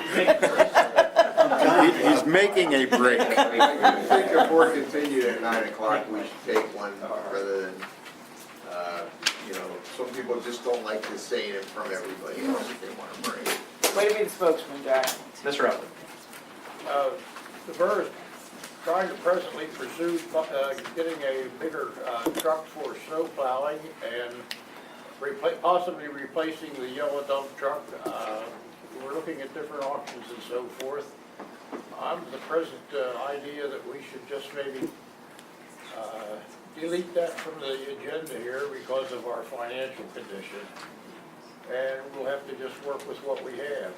If the council doesn't like that decision, you can let me know about it, but I don't see that we ought to be pursuing that right now. I agree. As Mr. Morgan indicated, just for the record, that there are some cash balances, in particular general fund, but we've received the vast majority of our real estate tax revenue for the year. And we're only on day 19 of month number 7. So we've still got a significant portion of the year to go to live on that real estate tax revenue. So although it doesn't sound as broke as we are, as we may be, there's some time left to spend that money, and we have several items on that report on Chris's memo where we're well over the water system contracted services, the other services and charges underwater, the contract plan operator, total of $90,000 plus in overages just as of a sampling of the light. Frank, did we have a reserve fund for that truck or not? I don't know if any reserve fund for it. We voted to approve up to $20,000, but that was before this financial discrepancies come up. for about $8,000. Was that for a dump truck? No, it's not for dump. Wasn't it for a dump Trash truck, I believe. Was it a trash truck? There's two of them. There's one for trash and one for line. Okay. That sounds, line truck Yeah, that's not- CD, and there's a trash truck CD. And I attended the quarterly meeting of the Duncannon Fire Company, and what they're looking for is a signed contract close to the end of the year here for fire protection. We presently give them $23,000, and they would like that contract to include another, I have here $27,000 for a total of $50,000 for next year. Am I correct on that? Those are the figures I gave as I wouldn't say a fictitious, but based on unofficial figures for apparatus purchases starting next year. All right. And we are working on getting the concrete figures for that. And they will be, as it is looking to turn out, significantly lower. All right. So, and that will be discussed, and like he said about the contract, we currently operate off a donation from the borough, from Penn Township and Wheatfield Township and Reed Township. We are looking to, with the financial contributions, we are looking to make that a fire protection contract, whether it is each municipality individually or as a group.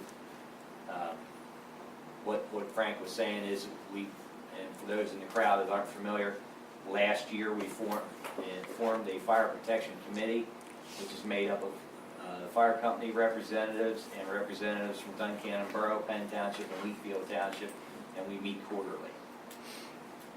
Do you have a formula with where that number came from that you've come up with? As it was the percentages that we had originally talked about with the contribution to our capital reserve fund, which is our apparatus replacement fund.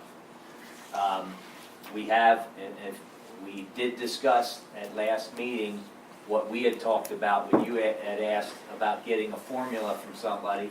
Center County Region of Governments, Steve Bear got back to me, and they have a formula that's been very successful, and I'm working on getting that information from the borough, and Wheatfield Township, Penn Township already submitted theirs, to figure out, just to see where we're at. Like I said, those numbers too were based off that original formula that we've had, just in my mind, nothing concrete official.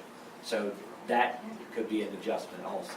And you asked for figures from the Duncannon Borough. That was the population, the earned income tax, and the assessed value, which we have that from the county. But so the earned income tax figure, income to the borough, and the population of the borough. If we can see some written documentation within the next 45 to 60 days as we hopefully are able to start the budget process, if we can. And hopefully that give it some consideration. is what. I definitely want to see the formula. Yeah, and what it was, and real quick, they took those three numbers, multiplied them together, that gave the municipality a number, and they took all the numbers, added them up, and divided the percentage that way. That's how they come up with each municipality's percentage of contribution. So they don't take any consideration into previous year's call volume or 10-year call volume or anything like that? What he explained to me is population equals call volume. That's where their figure was for that. He said that they've been operating off of this system now for, I think it's 12 years at least. It might be 15, but he said every so often somebody wants to change it, and they tell them, you come up with another way, we'll look into it, and nobody has come up with anything any better. And certainly it may be an appropriate baseline, it may be appropriate the whole way through, but I think we want to have some And it's the discussion. first, and it's like, it is challenging to find our situation, because usually townships and boroughs have their fire company, and they're sole, or maybe just one or two municipalities, and we have the unique situation to serve 3.5 municipalities, basically. Chief, I made a note of the information you're looking for, and when we meet next week, I'll have that for you. Anything else, Mr. Epler? That's all I have for President. Anything for or from Mr. Epler? Finance, administration. He said he'd like to remove it from the agenda. Yes. Did we vote on it? Nope. Oh, you can do that as a committee chair. Oh, okay. Finance, administration, and communication, Ms. Young. Number 1 and 2 have already been taken care of with the EIP information. Obviously, number 3 is tabled until we get a better handle on the finances. Anything else from or for Ms. Young? Letter C, Parks Recreation, Mr. Williams. Car show went well on Sunday. Turnout was 33 vehicles. And I consider it to be a success when we break even. We did not use any borough funds to put the show on. Everything broke even. Biggest reason for that is a lot of the car owners that won cash prizes handed them right back to Parks and Rec. One nice young lady that's with the band, she turned her pay back into Parks and Rec. So I greatly appreciate that. All my vendors were very happy with what they did, even if it was a small crowd, but it was a nice show. I think it's worth noting that was a rescheduled date, so certainly Yes, the change in right. schedule may have. And competed with Chrysler Nationals at Carlisle. And Super Chevy at Maple Grove, so you have a lot of cars. Yeah, But there's still cars, there's still a lot of cars sitting around down there on that place. yes. We're going back to the original date again next year. It's the first Sunday in June. Keep that one open, Mr. Warner. Anyhow, Cub Scouts had contacted me. They're going to be in Noy Park on Saturday. Litter and trash pickup. Chris, they mentioned something to you about trash Yes, bags? I got an email from the Scoutmaster, and I responded both thanking him and also asking him if they stop in. You know, we bought those biodegradable green trash bags for the community cleanup, and we still have some, so I told them we would supply the trash bags, and we'll coordinate a location where they'll leave them all so the crews can pick them up then on Monday morning. Okay. One question I have to ask of council. The Parks and Rec is helping out with the Bucktails reunion. Very little, but we're there. I would like to ask if this council would approve, and if Chris approves of it, for our borough workforce to cut me a load of firewood. The best price we got for their encampment is $175 a load. I think we have some dead stuff laying around out in the mountain that wouldn't take a lot of time or whatever for our workforce to gather up a load of wood for the, I'm asking Is for that a motion? Yes. Second. We have a motion by Mr. Williams, a second by Ms. Young to authorize the borough workforce, if Chris has no objection. I have no objection. I would ask that you, that if Mr. Criley has any objection to it interfering with his Yes. operations, I doubt that he would. You know, We have pictures of him hugging trees. He's gonna be fine with it. I didn't show anybody that picture. I take it back. I did show a couple people in the office. He was measuring a tree, and just from the angle, he turned his head, so it looked like he was hugging the tree. But he is very passionate about that area and protecting it and taking care of it, even to the point where I talked to him about having one of the part-timers open the gate and close it when we have the wood permits in the fall. Right. Mike would hear nothing of it because that's his area, he wants it taken care of, and it's also when he cuts his wood. I'm sure he'll have no problem with it, but I just want to make sure that That's we're able to fine. get it done. That's fine, Chris. Whatever you can work into your budget. And if it would be a problem, please let me know, because I know some of the Bucktails said that they would take care of splitting and so forth like that if they had to. Yeah, I don't know what capacity we have for splitting, other than taking an axe to it, yeah.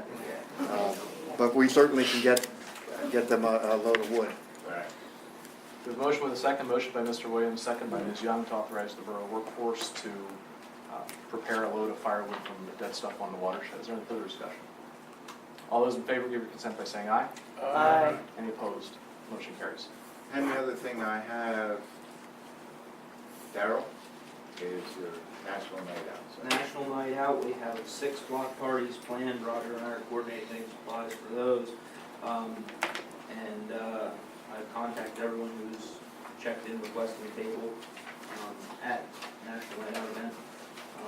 So if you know anybody else who is interested and doesn't contact us, please have them get hold of me. That's Tuesday, August 2nd, 6 to 8 on Cumberland Street between Market and High, and then 8 to 10 or thereabout, where the block parties fall in there. Noy Park, sir. Oh, in Noy Park. In Noy Park. In Noy Park, so Cumberland won't be closed. No, My mistake. that's fine. Councilman Crowther, if you could get me that information so we can get it I posted on the will. website. I was waiting on confirmation on one of the block parties. Not a problem. before I share just, it with you, we did put in the newsletter that information would be on the website, so I want to make sure that we get that up for people. Anything else from or for Parks and Recreation, Mr. Williams? No. Question though, are the winter storm on the garages yet also? I don't know. I don't think so. All right. If you decide that you are. Matter of fact, I You would can't. know we aren't. I'm on vacation, Okay. and my dad is having knee That's surgery right. next week. So I honestly didn't know that he did before. Thank you, thank you. you can patrol around and make sure nobody else is trying to have a party up there. That's never happened. Anything else from or for Parks and Recreation? No, that's it, thank you. Thank you. We'll do personnel, legal, and IT, I think, pretty quickly, and then we'll take a break. We did receive, I haven't seen the document, but Chris received a resignation letter from Melinda Willis from the full-time position. As you may know, she's on maternity leave. Did indicate she would stay or come back if and as needed part-time to help through the EIP process, especially answering any questions there, or if there's any training that she can provide for whoever her replacement may be to do so. So I'll make a motion to accept the resignation of Melinda Willis and authorize the manager, as he sees appropriate, to use her her services moving forward when she's available for the IP and other financial matters. Second. Do we need to set a rate for part-time attorney? We can. Or, I mean, I- that's the salary. Okay. What are your thoughts, Chris? I wasn't thinking that we would change her rate. She's been here full-time and you know, provided a lot of service, and frankly, the rate's not very high. Okay. Her pay rate remains the same in that motion. How's that? I'll make the motion that her pay rate remain the same. I still second. Very good. I have a motion. Mr. Leonhardt has the second. Is there any further discussion? All those in favor give your consent by saying aye. Aye. Any opposed? Motion carries. I have nothing else under personnel, legal, and IT at this point. We'll take a 10-minute break. We'll return here at 9:10.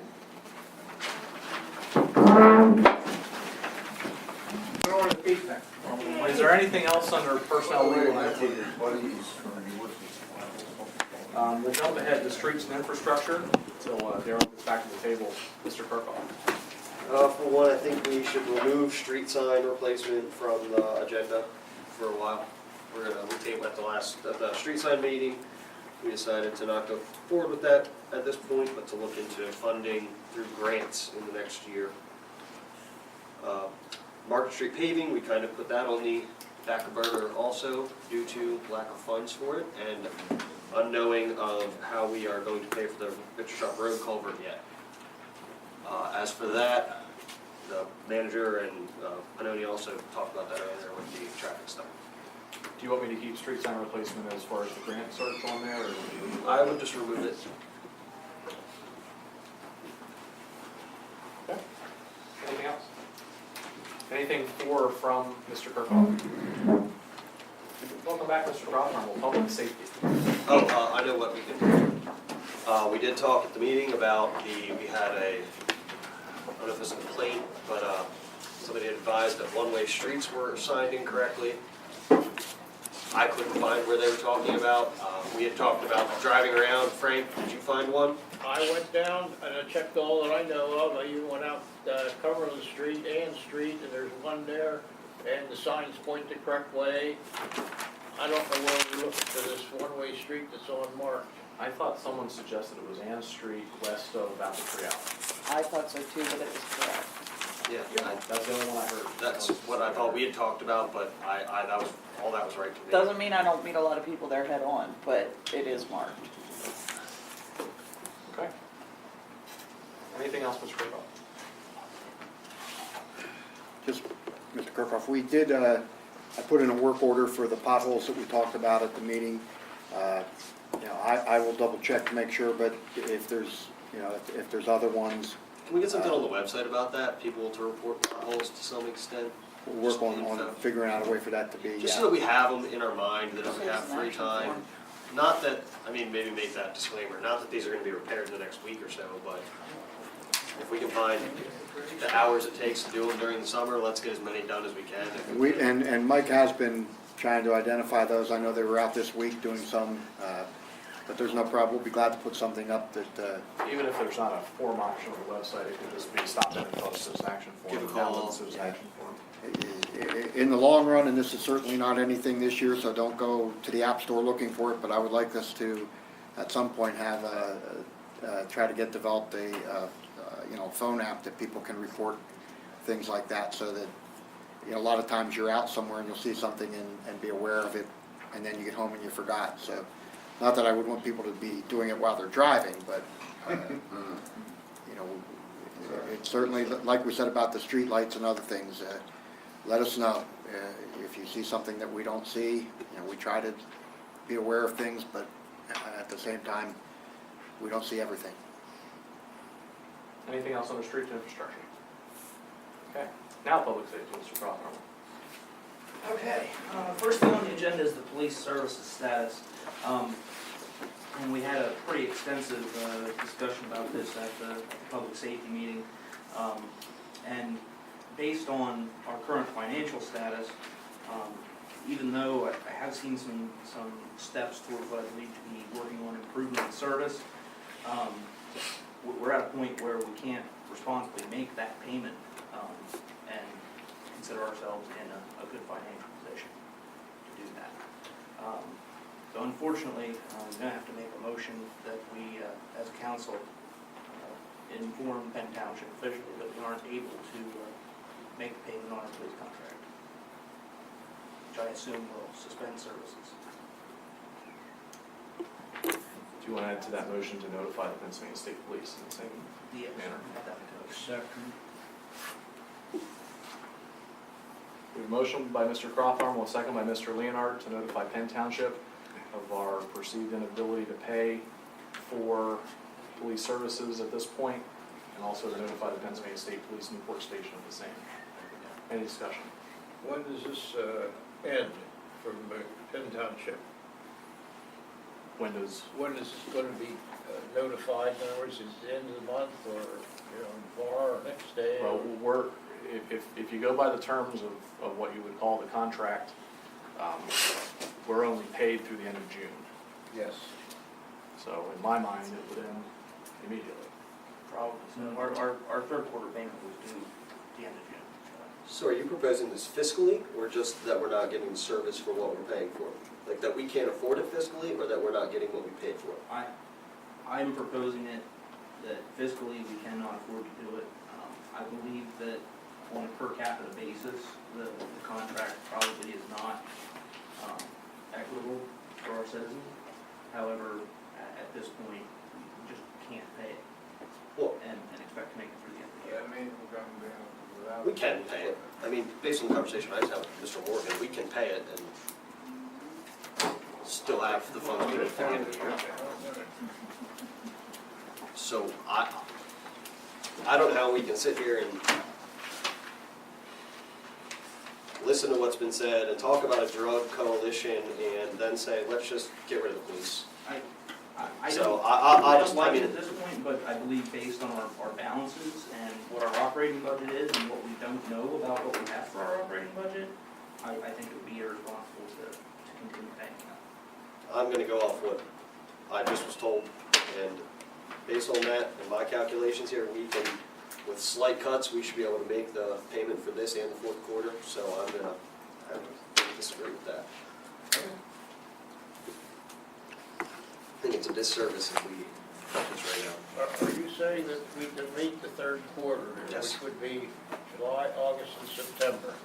Yes. All right. Is there any further discussion? Mr. Crofthorne has a motion with a second by Mr. Leonhard to notify Penn Township and the Pennsylvania State Police that we are unable to meet our obligation for the third quarter for the police agreement that's in place. All those in favor give their consent by saying aye. Aye. Aye. Opposed? Okay. Let's do a roll call vote. Mr. Crothermel, Yes. Mr. Epley, No. Mr. Lanhard, Yes. Mr. Williams, No. Mr. Kirkhoff, No. Ms. Young, No. Mr. Nace. Yes. 4-3, no. Where do we're overdue for payment then, Yes. Yeah. so where does that check come from? Okay, get the hat out. At this point, we borrowed for timber. We haven't taken any borrowings from there yet per our review here. That's where we borrowed from at this point. Got a motion? Yes. Second. Motion by Mr. Kirkhoff, a second by Mr. Williams, to borrow funds from the timber account to pay the third quarter police fee of just over $42,000. Is there any further discussion? I don't know that we necessarily have to make the motion because we already have the standard motion that if we don't have enough money, we're gonna borrow from timber anyway. So I You're don't right. know that the I motion think is that motion, that's necessary. the last month. But, I mean, we can, for due diligence and to have a specific amount that, for a specific purpose, we can always move forward with the motion, but it's standard, it's operating at this point anyway. I think that motion implies, or the previous motion that we had implies that they were bills that would be due to maintain our infrastructure or otherwise our emergency needed. That wasn't the motion, it was for the expenses. I felt like that was implied in it. We have a motion with a second. Is there any further discussion? I have a question. Is second. Do we have enough money in the timber fund then to pay for the rest of the year until maybe we get this budget thing fixed? I mean, if not, we're gonna break our contract with him. Isn't there some ramifications to breaking the contract? But we're talking to pay the contract, that's what we're doing. If we can't. You're asking if we can't didn't pay it. Right, if we can't pay it, we'll break it, like, we're gonna pay it this time, okay, but for like the next quarter or whatever, if we don't have. Honestly, it, we'll break Margie, the and contract. I'll go out on a limb here, I don't think we can talk even about 3 quarters down the road until we get these financial guys in to look at this status. We are flying by the seat of our pants right now with what we're doing. If we didn't pay it right now, we'd be breaking the contract. Absolutely. There's no ramifications Well, to breaking that let contract. me offer, in April, our solicitor concurred, the contract when enacted is the 2-year term. It was a new contract in October of 2015 that was voted on by 6 of the 7 then members of council. That contract was not then enacted by ordinance, granting the public opportunity for comment and going through the proper renewal process. So there's even question, they'll refer to it as a pseudo-contract, whether the contract is legal and binding. And that was established in April. It'd actually be a good thing to break that contract since we're doing the 75-25. I mean, we're paying, half on only getting 25% service. And I don't disagree with that, but we're not gonna blame it on the finances to do it. If we're gonna break the contract, we're gonna do it the right way. We're Right. not gonna claim that it's fiscal. Okay. That's my opinion. And it can't be renegotiated. Those discussions have been in process, kind of behind the scenes, but nothing formally has been presented to this If table. we're saying that the contract's not binding, then we can renegotiate at any point. I mean, we're not really renegotiating, we're negotiating a contract at that point, correct? Okay, just make clear what my position is. Intergovernmental contracts, intermunicipal contracts, there's a specific manner of adoption through an ordinance process. Now, because this wasn't simply a renewal within, the original contract was established by ordinance, and it allowed for yearly renewals, okay? But this was renewed for 2 years, okay? So it's outside of the original contract. So what's going on right now is what I would call a handshake, okay? Not a contract at all. So there's no breaking of the contract, because I don't believe there's any enforceable contract currently between the 2 municipalities. In addition to the term, the length of the contract, several terms within that document also changed from the Correct. previous 1-year agreements to the It wasn't existing. just it wasn't just that this is a contract that was approved properly, and, as part of those terms, it keeps going. That all was changed within this last go-round, and then wasn't done through the proper channels. Now, that's often the case between municipalities, like when snow plowing and, somebody, one township will plow somebody's road, and it's done on a handshake because the procedure of the ordinances is not followed, because, it's not a big enough deal. That's why we call it on a handshake. Okay, but that means that it's not legally enforceable as a contract, and everybody knows that. Okay, and when it comes up, that's what I advise on the snow plows. No, you don't. You shouldn't. This isn't worth investing me doing ordinances and them doing ordinances. Because this is a small matter. Do it on a handshake, but be aware that this is not an enforceable contract between the two of them. Then I have a question about Go liability issues. If this is not an enforceable contract and Township PD is acting on behalf of the citizens of Duncannon, if there is a liability issue that should arise, is this covered? And is the borough responsible, or is there going to be an issue at that point in time in terms of any litigation? I don't believe that's a particular issue in this case. I think all of the normal rules would apply as to liability. There is a question in my mind as to whether, the auditor should pick up whether this should actually be paying at all, and since it's not an actual contract, and that would depend upon whether we're actually getting proper service for our money. In other words, is it a good gentleman's handshake, if you will?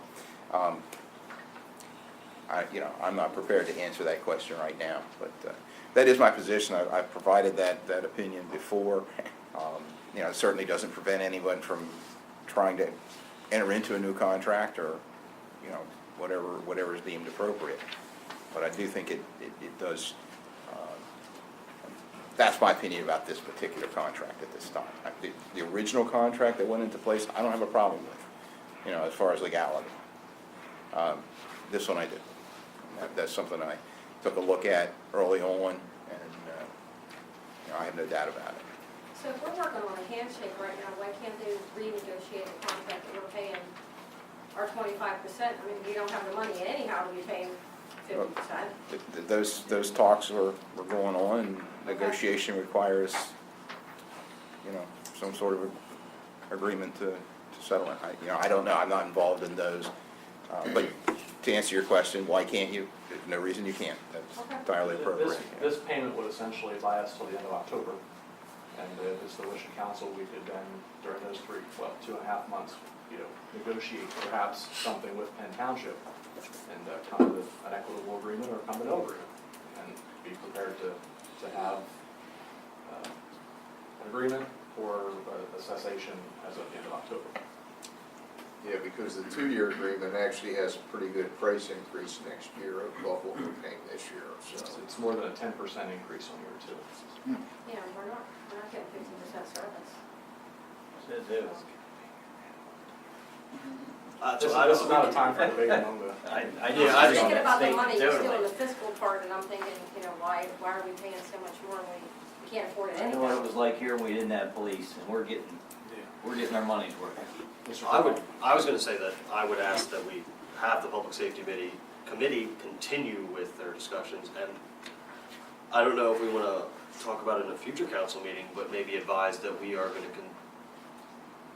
have the same consideration given at the next meeting if we feel like proper course has been established in the discussions, that we're getting somewhere in our discussions, at least with the township. Because we obviously, I'm not gonna say the dollar amounts are fair per capita, but there's room for, you know, us to look into that at least. I'm of the opinion that an intermunicipal agreement, whether it's a contracted service or a regional service, for not only police but a variety of municipal services, is more than appropriate for a borough like Duncannon and for a county like Duncannon. That being said, I believe any statistics, any numbers, any data that you would review, whether it's litigated incidents, and I looked for 2 years and I have all the data, if anyone in the room would like to see it. Criminal cases, non-traffic citations, ordinance citations, and traffic citations, none of them were 50-50 split. So in addition to the road mileage, the square mileage, the assessed value, the call volume, and the litigated cases, and the population, nothing is a 50-50 balance. However, the payment is a 50-50 balance. How do you put a statistic on the police car patrolling up and down the street? Maybe it's working. How do you put a statistic on that? That's That's what one you you do. can't do. And, you know, we're talking in a very similar context, fire protection, basing it on those very same numbers. So why does it work for one and not the other, Mr. Warner? What is our contract budget for police protection annually this year? $169,000 and change. What was it before when we had a police department in the borough? About $110,000. For the, That was I've heard there was a time that it was $100,000 or $300,000. I never saw those numbers. I believe that. I saw it at about it was approaching 170. We're paying about the same. I remember $154,000. We're paying precisely the same right now for 24/7 coverage than we paid before for about half of that coverage.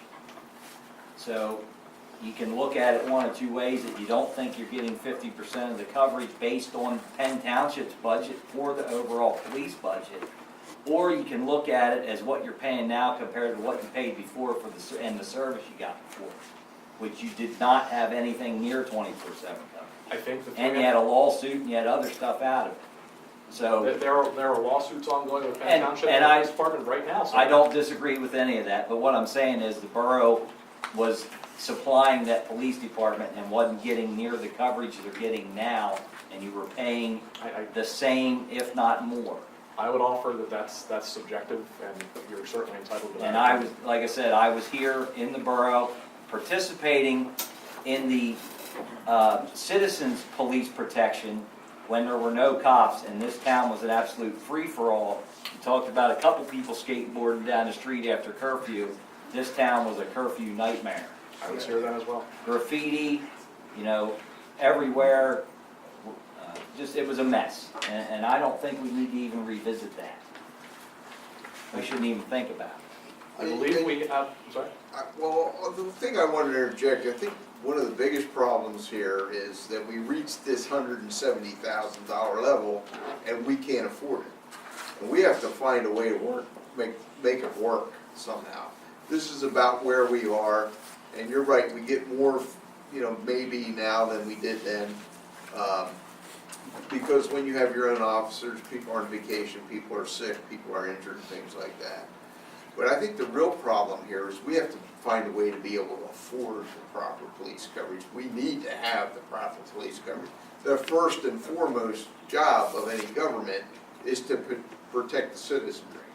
So, but you can discuss all these other things, but the real problem is we don't have the $170,000 a year. So, that's what we have to find somehow, how we can afford what we need. I truly believe there's inequity in how it's done. Penn Township wants to go in with us, with the water authority, because our income levels are low. Their income levels are high. So I'm not sure a 50-50 split is very equitable on our part, or on their part. I think we're getting taken to the cleaners. The official population numbers as of the last census in 2010 are 3,300 and change in Penn Township and 1,500 in the borough, so it's more than double the population. And then if you look at income levels, And I think, Mr. Warner, your statement earlier was that, population is what dictates something. And if That's what the Call statement, volume. that's what the statement that got So, Steve Barrett if made. that holds true for fire, I wouldn't think it'd be too far off for police. so if we're gonna pay for fire based on those numbers, why shouldn't we pay for police? And you could Based on- very well use that same formula for The- police protection down the road too. That's something to negotiate. What my point is, that We need- we're getting in my opinion, the police car running around here without making a stop, just patrolling, you can't measure that in a statistic to base your thing on saying you're not getting the numbers aren't adding up for half the protection. Now, it could be very well based on half the protection of the Penn Township budget, because that's all they're budgeting for police protection, irregardless of what the number here is. If their budget skyrocketed up to $500,000 and you still paid $169, $170, that's up to your negotiations. But for anybody to say that they don't think we're getting that service, I just disagree with that. In my opinion, as a citizen. Thank you. I've been robbed 3 times. I like the police. Has anybody approached the idea of maybe trying to, I know someplace have a fire tax, what about a police tax? I don't think the I don't know if you can. I don't think the borough code allows for a police tax. To answer your question, the police are paid through the general fund, which is funded by our various tax revenue that are legally allowed tax. And just for a point of information, and that this is not advocating either position, this is not something I'm going to get in the middle. 2 things. First of all, this is a problem that we're not alone. Municipalities everywhere are struggling with how to pay for the cost of police protection. It has skyrocketed and is a real issue. If you might have seen in the news, Dauphin County put a lot of money into a big study to look at regionalization, looking for ways that they can move forward, and that might be something that should be pursued. Maybe we take a look at some sort of a regional force with a board that governs that force from all the bodies, so that you have representation as well in how decisions are made. But in terms of your question about taxes, just so that you understand, our police contract takes up all but about $10,000 of your property tax revenue in the borough. So it is a significant expense. It's the major expense of your property tax revenue that's generated in the borough. I have a question then. Do the Read it borough, up, Chris. Yes. I'm sorry, His name.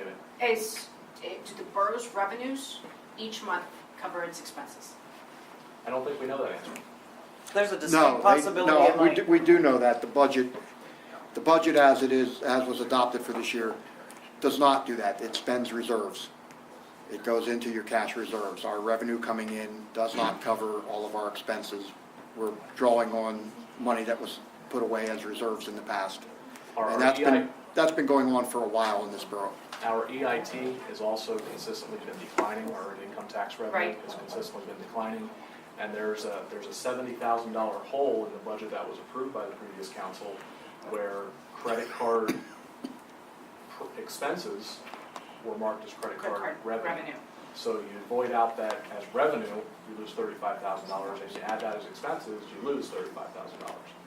So, that's $70,000 that, we've got to figure out how to come up with.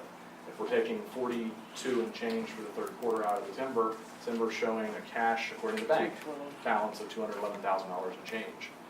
Any other of these improvements we need to do for the sewer plant, or day-to-day operations, timber's not going to regenerate itself very quickly.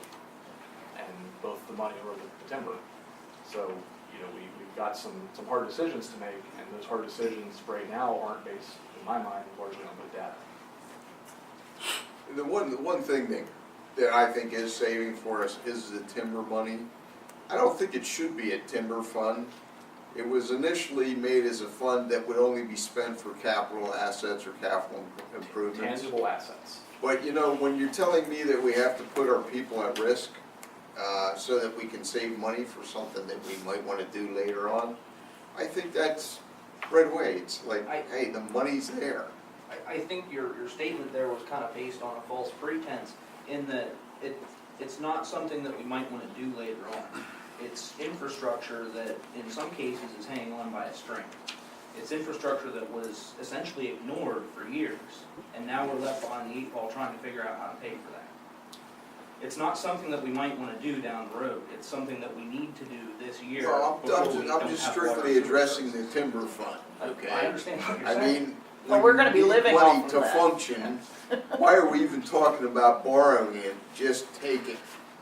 You see what I'm saying? Because there's not enough there, Jack. Well, Accounting wise, that's how it has to be labeled. You're right, it would just be expending capital that the borough has. I don't know if I could maybe make a suggestion that, what if we were to contact the township and offer to pay 1 month's worth so that we could explore further and then come back at the next meeting and be more fully informed? And that would also give council opportunity to reach out to the township and discuss further the contract and, We already passed this one, correct? We would be talking for the next. We have a motion, we haven't voted yet. We have a motion on the table. Yes, we did. Yes, we did. It was a roll call vote. No, there's another motion on the table. You Oh, passed to it, pay you wanna from pay it, timber. but we haven't to funded pay that. from We have timber. a second motion by Mr. Kirkhoff, second by Mr. Epley to pay from timber. That motion has not been voted upon. Is there any further discussion on that motion? Let's do a roll call vote on that motion. Motion by Mr. Kirkhoff, a second by Mr. Epley to pay the third quarter police services contract amount of $42,000 and change from the timber fund, currently showing a balance of $211,000, we think. Okay, Mr. Crothermel. No.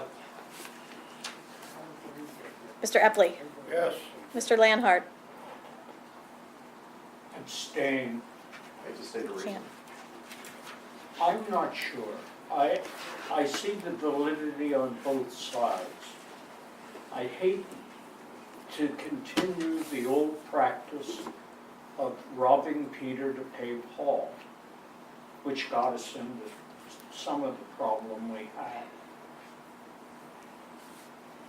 Well, it's But just by one little piece not of doing input. it, Hold on, Mr. by not doing it, I also realize we are jeopardizing our community, and it's a big decision.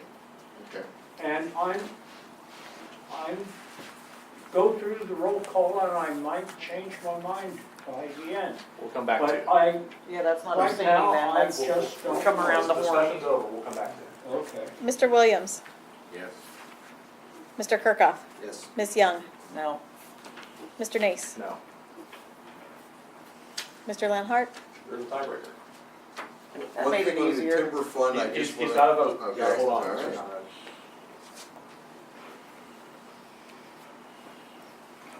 I voted no the first time. But I mean, if the money's there and available, I'll say yes. Do you vote yes? Yes. Motion carries.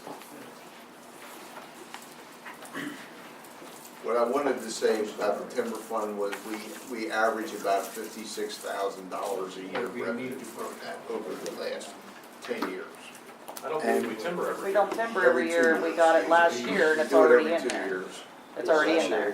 We're not gonna get anything else this year. No, we do it every 2 though. I'm That's not what the- certain that you're going to be able to do it every 2 years in the immediate future because it needs time to regenerate, and that's 20, 30 The years. forester said he thought we could, that's why I said it. So.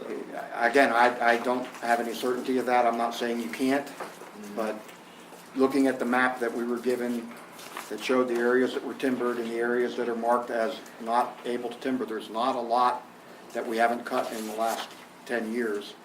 And those areas that have been cut in the last 10 years, from what I've seen, they're not, you're not going to get much revenue out of them. There's a few stands that you might be able to timber. I would caution, we don't count on that until we complete an inventory. Chris, I have the utmost respect for me, but I also have a timber guy that does it for a living who told me differently, so I'm undecided there. And he's not the But- only timber guy, is kind of the point. He has done it for 50 years for the borough, and we've done pretty well on it though, so, to go to Jack's point. Okay, is there any further discussion? Continuing on the public safety. Craig, as a citizen of Duncannon, how do we get a hold of these financial records and see where this money's going? So we can make an informed decision down here in Boys Summit. I wish I could give you that answer. We can't. How about the police, the police incidents and stuff? I'm all for having police coverage, but, here's 42,000, I don't see them up in my end of town. I'm gonna be serious. I see them in certain areas where there's a pretty woman, I'll see them, so in a corner yet. We've had this problem before. I disagree with that statement. I'm just saying, I just watched him carry 2 bodies out from the next door to me. okay. I see police Were the presence police a lot. present there when those bodies went out the door? Yes. Were they there before that? Yes. Were they enforcing there? Yeah. Because Butch brought up the drug problem. We had the same incident beside my mother's house. The only way we got it resolved was we got state police narcotics involved. Our township, our borough, rolled in the night before, just because they didn't want state police intervention.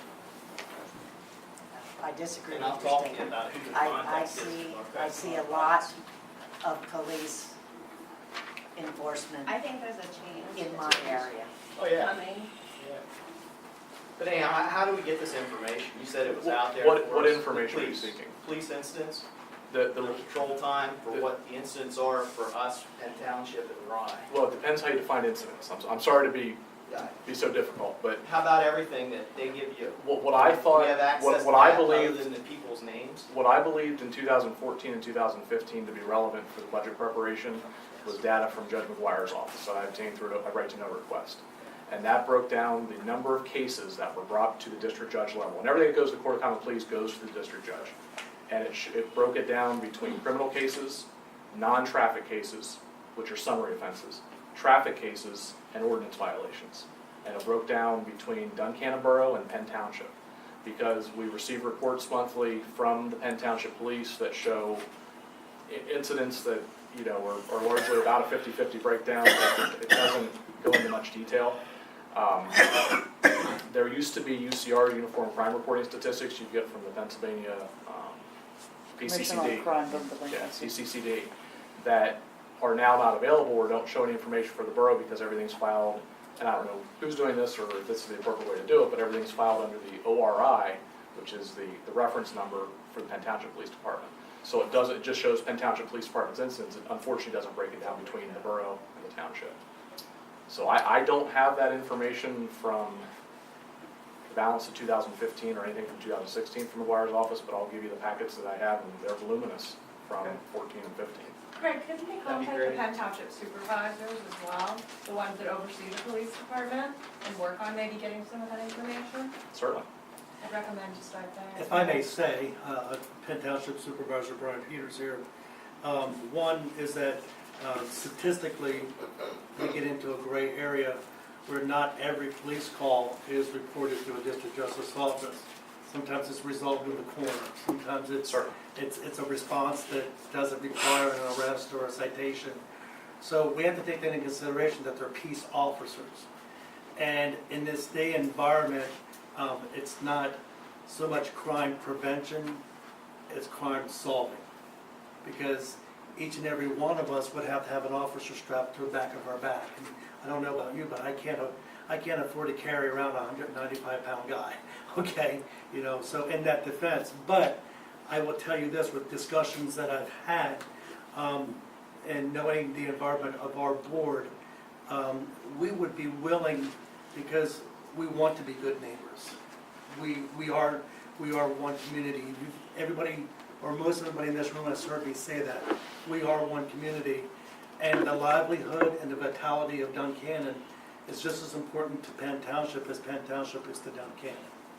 So with that being said, is that I will take it before our board meeting next week, and will present that we have an open dialogue through our solicitors, through the board, appointed members, to take a look at protection and take a look at what does the contract say and how can we fix the things in it, okay? So I can't speak for the whole board. I can say I, as the chairman, will present it, that we start open dialogue with the borough, with the police protection, to help quiet some of the, when I say quiet, it means solve some of the concerns that I've heard tonight. And you know what, I'm not offended by any way by things that I have heard. We live in a our officers today live in a very dangerous environment. Fortunately, it's not as dangerous here, but we recently know that, you know, the drug problem in not just Duncannon, it's all over. It's an epidemic, you know, it's a plague that's festering in our communities, and can there be more that we can do? Absolutely. And I pledge to you as a supervisor, to the citizens of Duncannon, and to the board, we will try to be as cooperative and help in every way that we can. And if we can sit down and renegotiate, relook at terms, then if that's what we need to do, we're willing to open up that dialogue to do that. Thank you. Yes. Thank you. Thank you. What's your name, Jim? It's Brian Peters. Thanks. Craig, maybe one of the things to add a little bit more transparency is the report that Jack talked about earlier about how many calls in the borough. Maybe that could be highlighted on the borough's website separately from the meeting minutes and so on and so forth. So if somebody wants to look at that information, they don't have to go deep diving through 20 pages worth of minutes. And you can pull that information up and do something very similar to what Duncannon Fire does, which is have a rolling tally of calls from calendar year start to calendar year end. And people can very quickly see exactly what's going on and what kind of coverage in that aspect is happening in Duncannon Borough. Well, A report is made every time a police officer goes out, Correct. right? Well, Because I know that I just had dealings with it could be an incident that the report, gentleman went back 6-8 months Correct. and found a report on somebody out. Correct. There's always something to trace back to. Right. When I had an incident, I got a copy of saying, okay, There this was, is what happened. there's no arrest or anything, it's Correct. just a report And- was and made, it's so an we ought to incident. be able to get that information Correct. as a computer, well. And it may very well be, but one thing I do need to express though, that there is coding that when charges are brought, and it does go before the courts, there is coding because there's revenue that comes in to the borough for incidences where they go to court, you know, citations or arrests, fines and costs.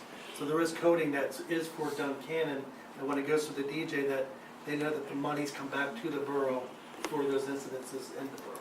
So there is some type of coding and tracing of those reports, you know, but other details, you know, that's part of the dialogue that we need to have, is how can there be more transparency?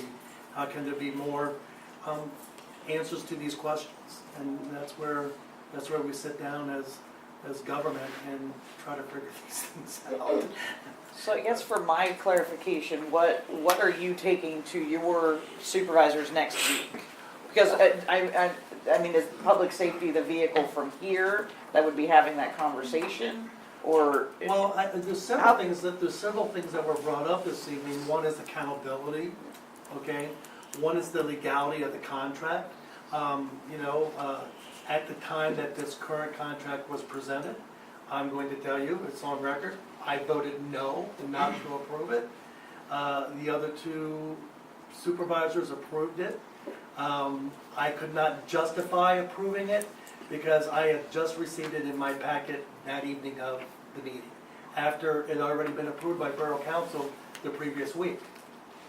The Borough Council that received it in their packets. Until that night also. So there's shadiness to that also, okay? Well, but I guess what I'm asking is, do you need something formalized from us Yes, we with need our? something from the borough saying, we would like to have open dialogue with Penn Township. Do you need a list of our concerns with the contract? Well, that would be very helpful yes, it would be, because that would help us understand, you know, the environment that's taking place here in the borough, you know? You know, and to personalize what's happened this past Sunday, one of the individuals that died, I was his associate pastor for 5 years, you know, and I've been questioning myself. You know, what more could I have done as a spiritual leader in our community? And I was the first on the scene, and I'm wondering, as an EMS provider, what could I be doing differently for this community? There's a lot of what ifs when we do Monday quarterbacking, but I think this is a situation that can have a very positive resolution to it, and I think we have, from what I see here, great men and women that sit on this board here, on this council. This is only my second or third meeting, and I'm impressed with the positive dialogue that comes from your group. And likewise, we have positive men that sit on our board, and I believe that these are things that we can sit down and reasonably negotiate and come to a positive resolution, and again, to protect our citizens, but yet to try to do it in a more affordable and fair way. Council, can I make a suggestion? Sure. With council's blessing, I'd be happy to, DCED has programs where they offer, they call it a peer advisor. It's a police expert who can provide consulting services on police services, including on regionalization and things like that. And they do have grant money available to explore things like that. If it suits our council and if Penn Township would agree, I'd be happy to do some research and try to get some information, see if we couldn't find some funding to help, you know, to explore the different options and possibilities. And I can't help but think, as somebody who, you know, I'm new here and I don't know all these issues back and forth, but I really am a big believer in regionalization of police services. I think it's the wave of the future. We have so many little tiny jurisdictions in Pennsylvania, and it's very inefficient. And I don't know if you'd be able to get any other township surrounding area interested, but really right now you have a regional police force without a regional commission, so the borough has no way to really have any say in the governing and a lot of these issues that are coming up, the budgeting or any of that. You know, that might be a way that you can resolve this, and you know, you get a situation where you have a police force that responds to both communities' governing bodies a little more effectively. I think it would be well worth at least exploring. And so I certainly support that. There is a study somewhere here in this building, I have a copy somewhere, of a police study that was commissioned by this council about 5, maybe 6 years ago from DCED, and it was actually conducted by the former chief of the regional police department in Lemoyne and Williamsburg Borough. A lot of recommendations were made, a lot of glaring positions were taken, and it was shortly thereafter that the Borough Police Department was disbanded. Well, I have no idea how relevant that report is to today without looking at it, but I will tell you that what I have seen statewide is that a lot of places 5-10 years ago rejected the idea of regionalization because everybody was concerned about who would be in control and things like that. And now the financial realities of the expense of police services and the need to look at it through a different prism, so to speak, a lot of people are going back and reconsidering. So it, you know, if we could obtain grant money to help us, you know, I know, you know, we've had the discussion before, you know, a study without any action, why'd you spend the money? But I think that that might be at least getting the information to take a look and see if that's something both boards would be interested in exploring. I'll move to authorize the manager to contact DCED and provide information from research on police study, including the potential for regionalization. Second. We have a motion with a second. Is there any discussion? All those in favor give your consent by saying aye. Aye. Any opposed? Motion carries. So, I'm still stuck on how do we formalize an opinion on that from this council to Penn Township when I don't know that we all agree on it. Well, I mean, In a week, by the way. I think we agree, like, we want to open dialogue, right? Like, Okay. I mean, I'm not going to argue opening dialogue. I mean, I think everybody here would rather open dialogue.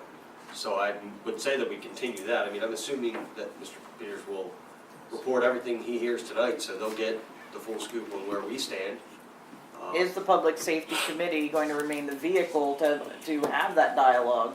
I mean, I don't see a special committee for that. For now, I don't Just- see any Okay, purpose for that. and I'm okay with it. I will say that the last time we attempted to use the Public Safety Committee for that dialogue, I was the only member of the Public Safety Committee who showed up to it. Now, the Public Safety Committee is comprised of different members at this point than it was then, so I think that if we take another go at it, we may have more success.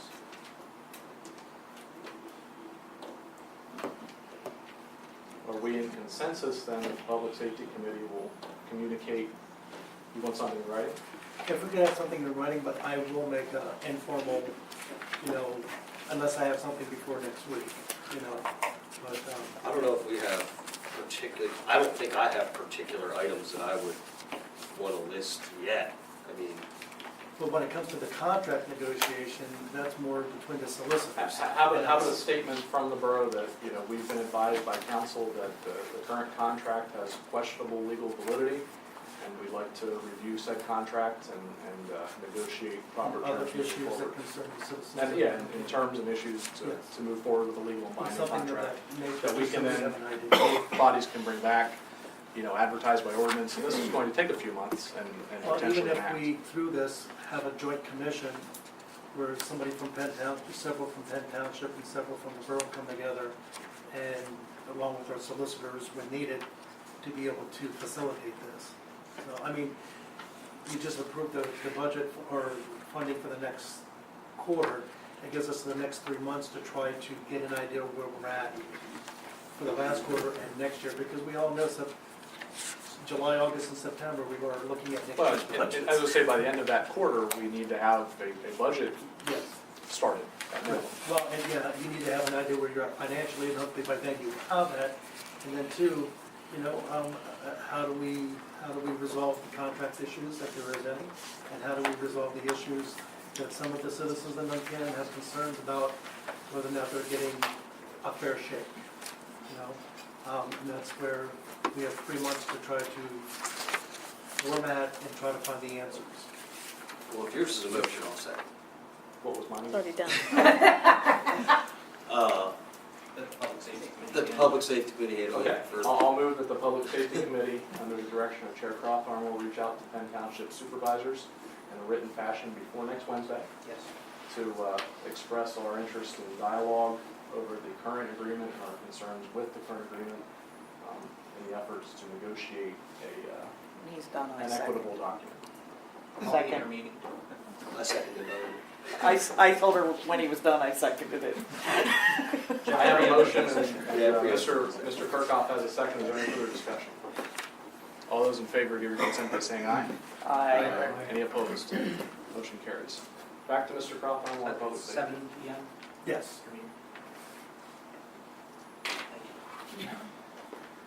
Okay, continuity of government operations plan. Craig brought back some interesting information from a conference he attended upstate somewhere, was that Warren? Warren County. Warren County, PA. And the Public Safety Committee is going to be working on a plan for continuity government operations in the event of a disaster or different people being unable to perform their jobs based on whatever the conditions happen to be. The burdening ordinance review, I think we discussed already, that Chief Warner is going to meet with Mr. Corrigan, is it next week sometime, to complete our information gathering for that, so that the Public Safety Committee can hopefully meet next month and draft a recommendation to the Borough Council on changes to the burning ordinance. The Emergency Management Response Plan review was distributed to the committee at the last meeting, and each member was asked to actively review it and come back to the committee with recommendations. And I don't think we had any applications or letters of interest for Deputy Emergency Management Coordinator, correct, Chris? Nothing further other than Paul told us that Mr. Bissonette would be willing to do it. Okay. Has he submitted a formal letter, or have you No. reached out to him? No, I think Paul was going to contact him, but I was going to check with Paul yesterday on his status, but Understood. unable. Okay. So I wouldn't recommend any motion on that at this point unless we have any other information. I would like to see someone pulled from the general public for that, someone who's not involved in emergency services operations, who could come up to speed and have an understanding of what's going on, but wouldn't be expected to respond in an emergency. I know during the flood in 2011, Craig, as mayor, was pulled several different directions, and I think that made for a less, not that he did poorly with any of it, but I think it would be a more effective response if we had somebody who didn't have to be involved in operations of whatever the emergency is mitigated. So if you're interested, or know somebody who might be, feel free to get an application for that. That's all I have on the public safety. Anything else from or for Mr. Crawford? Moving on to utilities, Mr. Leonard. The utility manual review was terminated last week. I finished it and turned it back in, and we all know that it has to be changed once we know where our money is, and then we can redo some fees and so forth. Utilities Committee meets on Thursday at 6. Is that all right with you, too? Thursday. Which Thursday? This Thursday. For the third Thursday? Third Thursday.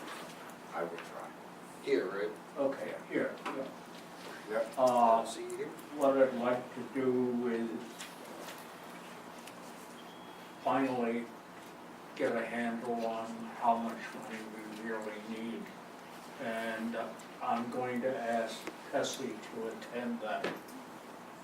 Chris, can you help me on that? Yes, sir. And I know it's gonna cost us, and I'll pay for that out of my own pocket, since I'm asking for it. I don't think anyone has an expectation that you do that. No. Pardon? I don't think anyone has an expectation that you do that. They may not expect it, but I'll do it.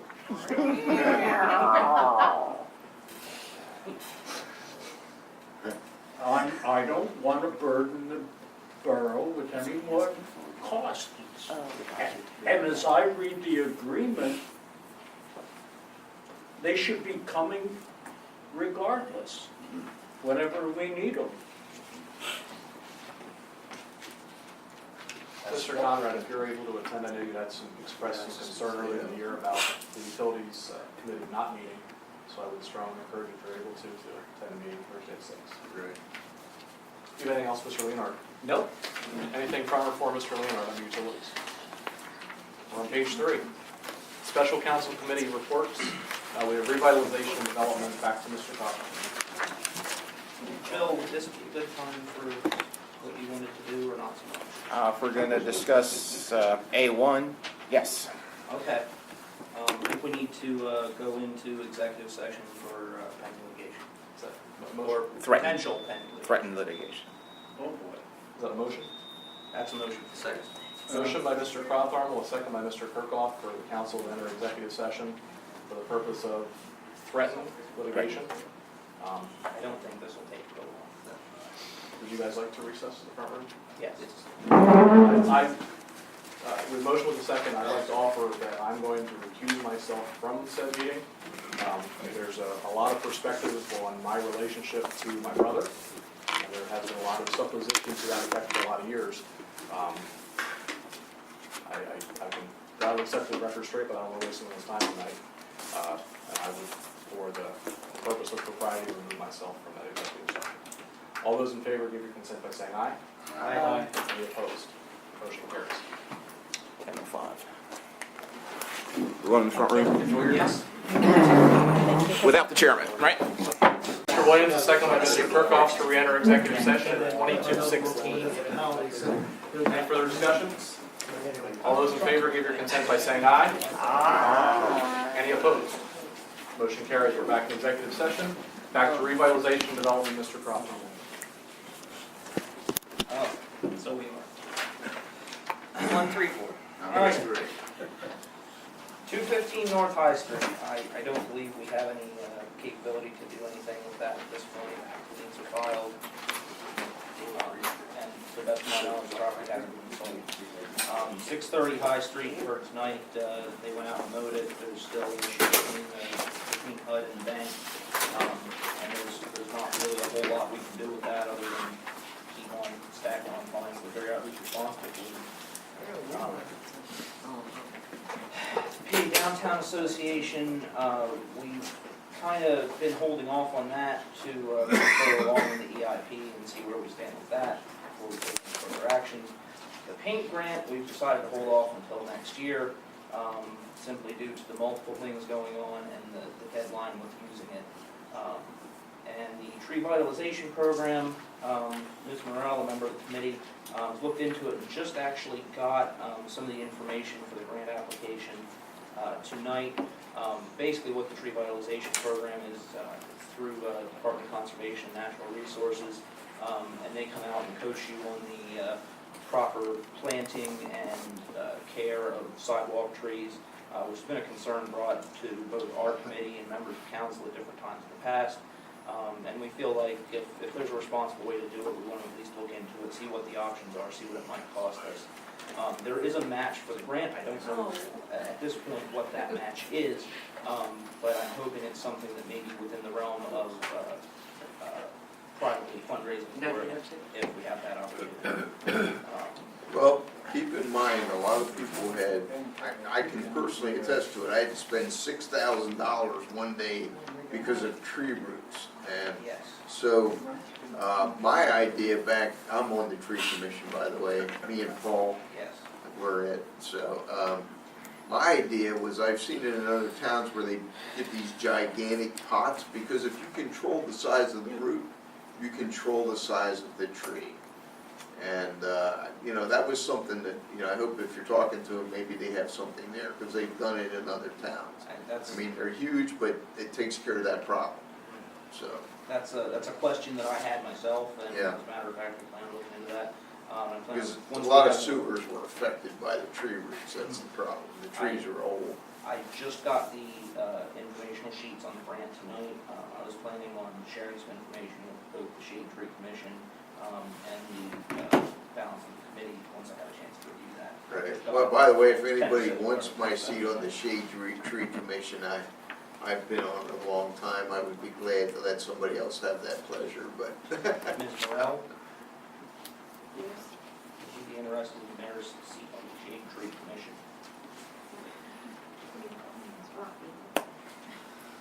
You can think about it. Yeah, And if Yeah, anybody he'll have wants to write a say- resignation, you'll take it, it'll be all wonderful. And I was gonna say, Daryl, the downtown grant, I thought of this as, we should talk about that with Penn Township when we decide to have that meeting. I was hoping to bring them to the table for that deal. And there's also potential for an economic development group that wishes to meet with Penn Township. Did not bring that up to Bruce, I didn't get a chance to get in contact with that before our last meeting, but hopefully we can still go with that. On that token, Mr. Peters, at the last Penn Township meeting, asked me to bring back to town council his excitement and interest, and the board's excitement and interest to work with the borough on some of the economic development matters. Yes, that I relay that to the council. Wonderful. That's all I have under revitalization and development. Anything else from or for Mr. Crawford on the revitalization development? Okay, moving along to item number 13, unfinished business, the JOAC water project discussion with Penn Township. Mr. Finnan had asked to be placed on the agenda. If you'd like to make any presentation or comment at this time, Mr.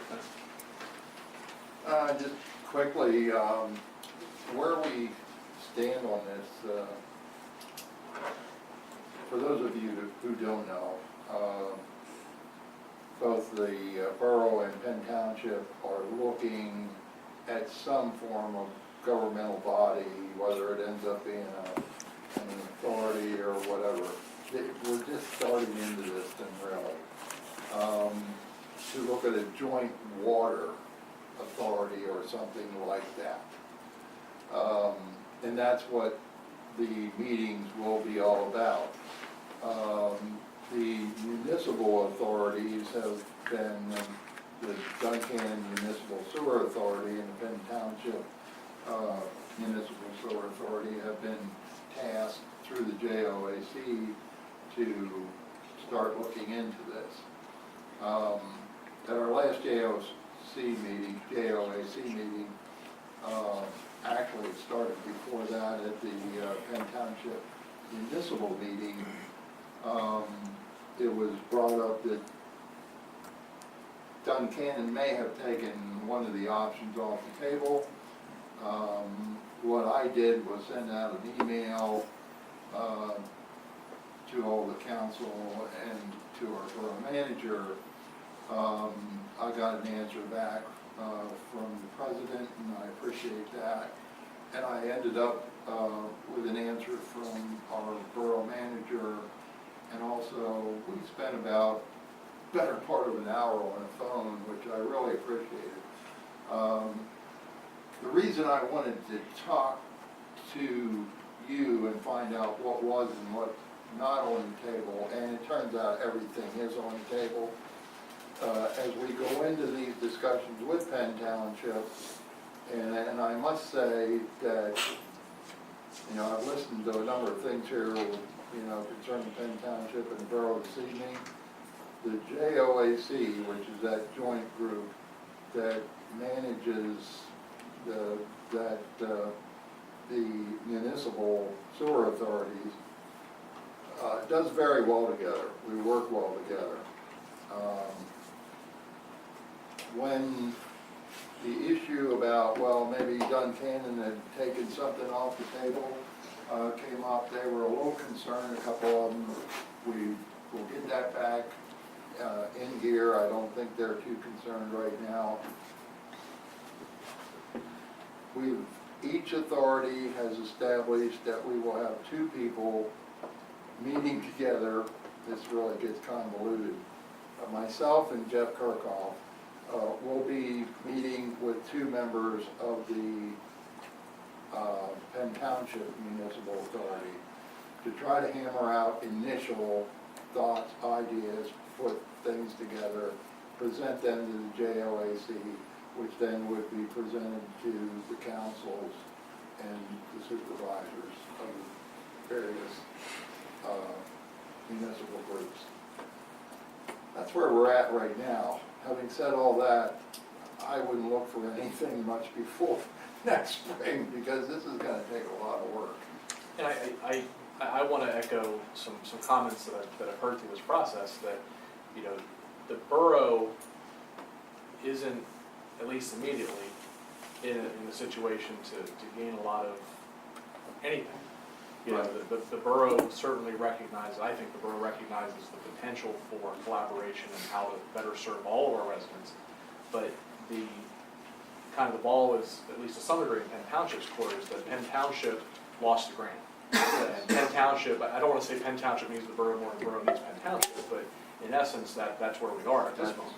And I think we just need to keep that in mind, that the ball's in the council's court with that, in that, we want to make sure that we protect our existing almost $1 million grant for the water project, and that we're improving the services and the infrastructure for our residents, but not doing anything for the residents of Penn Township at our residents' expense. Yeah, that's. I just want to stress that, and that I think we've got the guys that have the dialogue and the relationship with Penn Township through the JOAC, through the PTMA, and then all of the supervisors to start that dialogue. And I very much appreciate the work that they're doing. And we'll be meeting, so everybody knows, with several governmental entities, CEDACOG, if you know what that, some of you know what that is, but CEDACOG and some of the state agencies that they'll be coming in and sitting with us too, so. And they're kind of pushing this idea of getting a few groups together.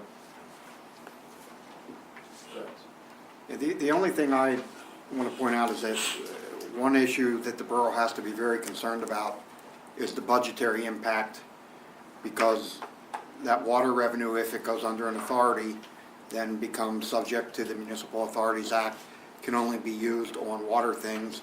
Right now, the water department helps to fund a big share of our general fund expenses. We have the same situation with the sewer, that we're going to have to take a look at it. For example, in our budget, it shows an outright transfer of sewer funds to the general fund. I'm not sure that that's allowed anymore, and so Harrisburg screwed things up for a lot of people. That's why they changed that act, because Harrisburg was abusing the use of authority money to buy relics for Wild West Museum, and so that it's restricted to only usage. Sorry. I'm so sorry. I think with Jeff on, on that group and in that group, while our interests for the borough will be protected financially. He understands that much better than I do. And we actually had the discussion that he's talking about at the last meeting. Okay, great. Sounds like everyone's on the same page. This is good stuff, and I think has a world of potential. Again, I think there's a lot of reservations, a lot of concerns, a lot of unknown. But I think, the dialogue, especially the dialogue that we saw here on June 30th, is really effective. There is some reason that we, the borough, want to entertain the thought and the idea, if we can hammer out an agreement that's in our best interest. I know through the years, we've been approached at least 3 times, just in the time I've been sitting at this table, usually in that seat over there somewhere, by different entities looking to buy water from the borough system. We've never had the capacity or the infrastructure to provide that. And those were opportunities missed. Those were opportunities for revenue to offset other things in the borough that were absolutely missed because of the status of our system. So maybe moving forward, that's an opportunity for things like the business campus or Fouch Reynolds or Benvenue.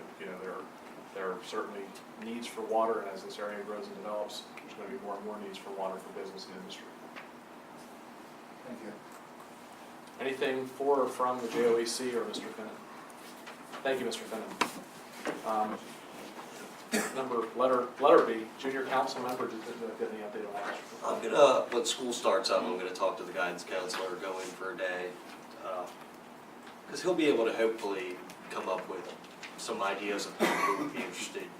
Hopefully we can get somebody that's a borough resident, because that is actually required for that program, but we'll have to see. We've got a lot of kids in the borough that could use an activity. Yeah, it'd be nice to get somebody to do it, so yeah, I'm planning on giving guidance counselor a call once we get into the school year. Certainly if we can help you or support that process. Yeah, we may end up having everybody, do some sort of, have them come to committees and whatnot, so. Thank you. Mr. Dissinger, were you able to prepare a draft ordinance for the sewage? May I address that? We had a discussion. Yes, that's okay. If you recall, at the last meeting, there was a motion and a vote to increase the the sewer rental from $31 to $41. And I was tasked with the responsibility of preparing the necessary ordinance to make that change, which seemed fairly straightforward as I left here, and then sat at my desk and looked for the ordinance which had set the rate at $31. There isn't any.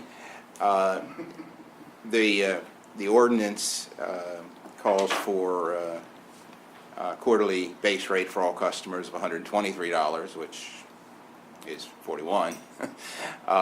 And some research which our manager was kind enough to help me with, it was determined that this was changed simply by motion at a meeting to 31. And we checked with some folks. I checked with some people who were here at the time that was done, and that was their recollection. It was never put in the form of the ordinance. So, there is no new ordinance necessary because the current ordinance setting the rate calls for it to be $123 a quarter. What I would suggest is that there simply be a motion and a second and a vote to cease the policy of charging $31 a month and put in effect the actual ordinance setting the rate, which already exists. And legally, the policy can't undercut the ordinance. No, that's why I called it a policy. So It's just- in summary, the borough has an ordinance setting the sewer rates at $41. The former council attempted to change that sewer rate by motion only and never advertised or adopted an ordinance to change it to $31, but started charging $31. So now we're going back to what's already been approved and adopted by ordinance at $41, as it should have been all along. I will make a motion to discontinue our policy of charging only $31 per month for the sewage and returning to what the ordinance dictates of $41 per month for sewage. Second. Do we need a date? I'm all for it. Do we need to make it effective the next billing cycle, or how to, or is that not, is that assumed? Can we make it effective as soon as we're able to make that adjustment? We'll take a look at how the reads are done and so that we don't implement it mid-cycle. To be effective at the direction of the manager. Yeah, I mean, I think it's, the base rate is set in there, I think it's. We have a not question. hard. Does everyone's billing cycle start and end the same date? Unless there's someone who moves in or out. Okay. But then it does sync back. Yes, okay. Thanks. Is there any further discussion on the motion? Motion by me, a second by, we'll give that one to Mr. Wainwright. To discontinue our policy of a $31 charge monthly for sewer and return to the $41 as indicated by ordinance. All those in favor give your consent by saying aye. Aye. Any opposed? Motion carries. Counselor, can I ask, I was discussing this with a colleague at another municipality, and the suggestion was made that it may be possible to take action to try to recover the lost revenue. Is that realistic, or? No, it's not realistic. I didn't think so, but. What kind of action? They would run you out of town. From who? Not from the residents, not from the residents. That was not the suggestion. I don't see it. The only other item I have under unfinished business, I just want to have clarification from our current solicitor on the use of borough email. It sounds like, Jack, you had some issues or are having some issues with your email. I just want to make it clear that our previous solicitor had indicated that any borough correspondence should be done only via the borough email addresses. Roger, you can hold yours for this minute or two. Because of right to know potential, and if there's a need for discovery, that you potentially put your personal email Absolutely. at risk. So do you have any difference in that opinion? No. Okay. Matter of fact, just to I'd be make- happy if nobody used email. But Most days, as would I. That's I'll tell you why what we're seeing is the right to know people are requiring searches of the hard drives, and and so if you've got something on your home computer or your business computer, and and all of a sudden now it's the obligation of the borough or the township to start searching individual private hard drives and yeah. You'll find it burning in the back. Well, okay. See? For the record, he doesn't have a borough email. I believe that. So yeah, it is extremely important that we control and you recover and you keep and you be able to retrieve all. If you're going to communicate electronically, it is important that these things be kept and cataloged and available, and and that our policy be, borough business goes on borough emails. Period. Okay. While we're on that subject, what are your thoughts on citizen members of committees for that? They're a member of a committee. They're subject to the same requirements. Yeah. We should make efforts to get them set up in borough. Absolutely. And the real tough one here would be text messages. Mm-hmm. They are written communications, which are subject to right to know. Let's get back. And so who's saving them? So committee members, sewer authority members, all that stuff, we'd have to have a different email then? Well, we actually, I think, and I'll discuss it with Bill later, I think we have a solution to that is a practical solution that will satisfy both needs. I don't think that we necessarily have to have every committee member have a borough email account, and it actually would concern me a little because it would, indicate some status perhaps and misrepresent, but I think we have a way that we can work around that will solve that whole situation, and after I clarify that we can do it, then I'll get back to council on it. And Mr. Mayor, I did take steps to reestablish and change your password. Yeah, I saw the mail, yeah. And if you, and I'm not suggesting you're technologically challenged because I know better, but if you need me to come down to help you go through that the first time, I'll be more than happy to do that. Okay. I used to have a council member who I actually had to show what key made it return and, sat there and, so that was a lot more challenging. I think Roger's interested. I know, at the PCB. Now turn them on. Boy, I have to look. I leave mine on so that I don't have to. At the PCB conference, they said they recommend that you do borough email only on borough devices also. Mm-hmm. But that would be. I check mine on my phone and my home device, but I save everything to the email server. Yeah. So if I'm gone, and Right. Chris would have to find it down the road, or someone would have to find it down the road, it's all on it's on the server maintained, it all should be there. Right. Sent and received. I have done a lot of business with the federal government and contractors and so on and so forth, and federal government contractors cannot put themselves in a position of putting themselves out there as federal government employees.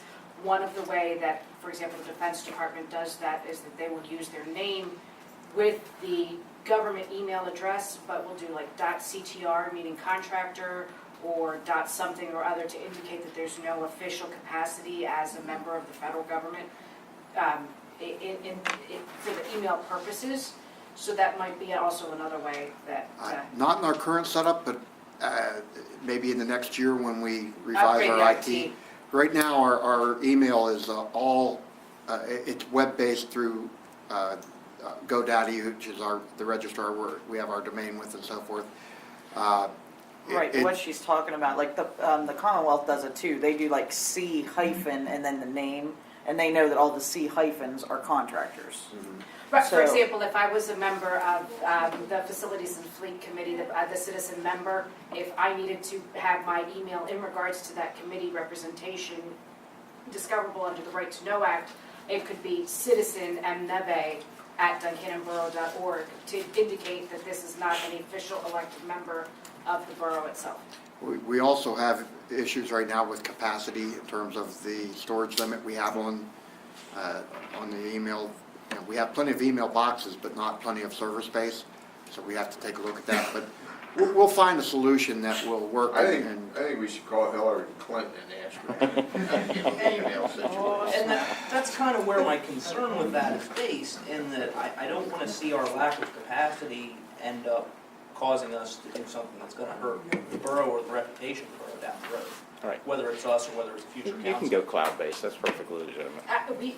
From a business perspective, with a business here in the borough that my family has Sorrento's, all of ours is based on Gmail, and you pay per box, and you have 120 gigabytes of storage, and you can continue to purchase storage, and you can base this on the amount of users, or you can get an enterprise license that might be more cost-effective than what you pay. I use, and again, this is all stuff that's gonna be in the IP, but I use Bluehost for most of my business work, and they provide unlimited internet storage. So it's, you know, that something like that, maybe There's a couple of ideas, and we'll come with a solution, and I'll bring it back to council. Is there any other Unfinished business, Christie? Yeah, I had a question, and I don't know, Bill, if you can provide clarification. We had discussed the ability to participate in these meetings remotely as council members. What needs to happen for that to occur? Let me review it and I'll give you I was gonna say, I was reading the borough code on that. You have to be able to be heard by everybody in the room, and you have to be able to hear everybody in the room. There's certain requirements. And we have to enact a policy. Yeah, there has to be certain things about it. So, okay, so I have to drive home from the beach next month. is what No, I'm you asking. do not. Well, if we have to make a motion, I do. Because we'd have to do it tonight. To enact a policy, yeah. All right, hold on. No, you don't have to. That's in the borough code though. This- Yeah, it is. Hold on. We should already be covered. It's in the borough code. I have a You're copy allowed of to it. vote meeting. You're allowed to, but you have to enact the policy, and right now, I don't know that we have a device that would be, Yeah, you need a device where you know, you can be heard an and adequate hear. speakerphone that you would be heard by the, Cell phone with the speaker hooked up? No, you have, they make certain ones and they're not cheap, but. But you could use a big Bluetooth speaker. Yeah. Or the spider one. we may play be able to. music at the I'm pool. not sure with the acoustics in this room how well that would work. It's okay, I'll drive home. It's fine.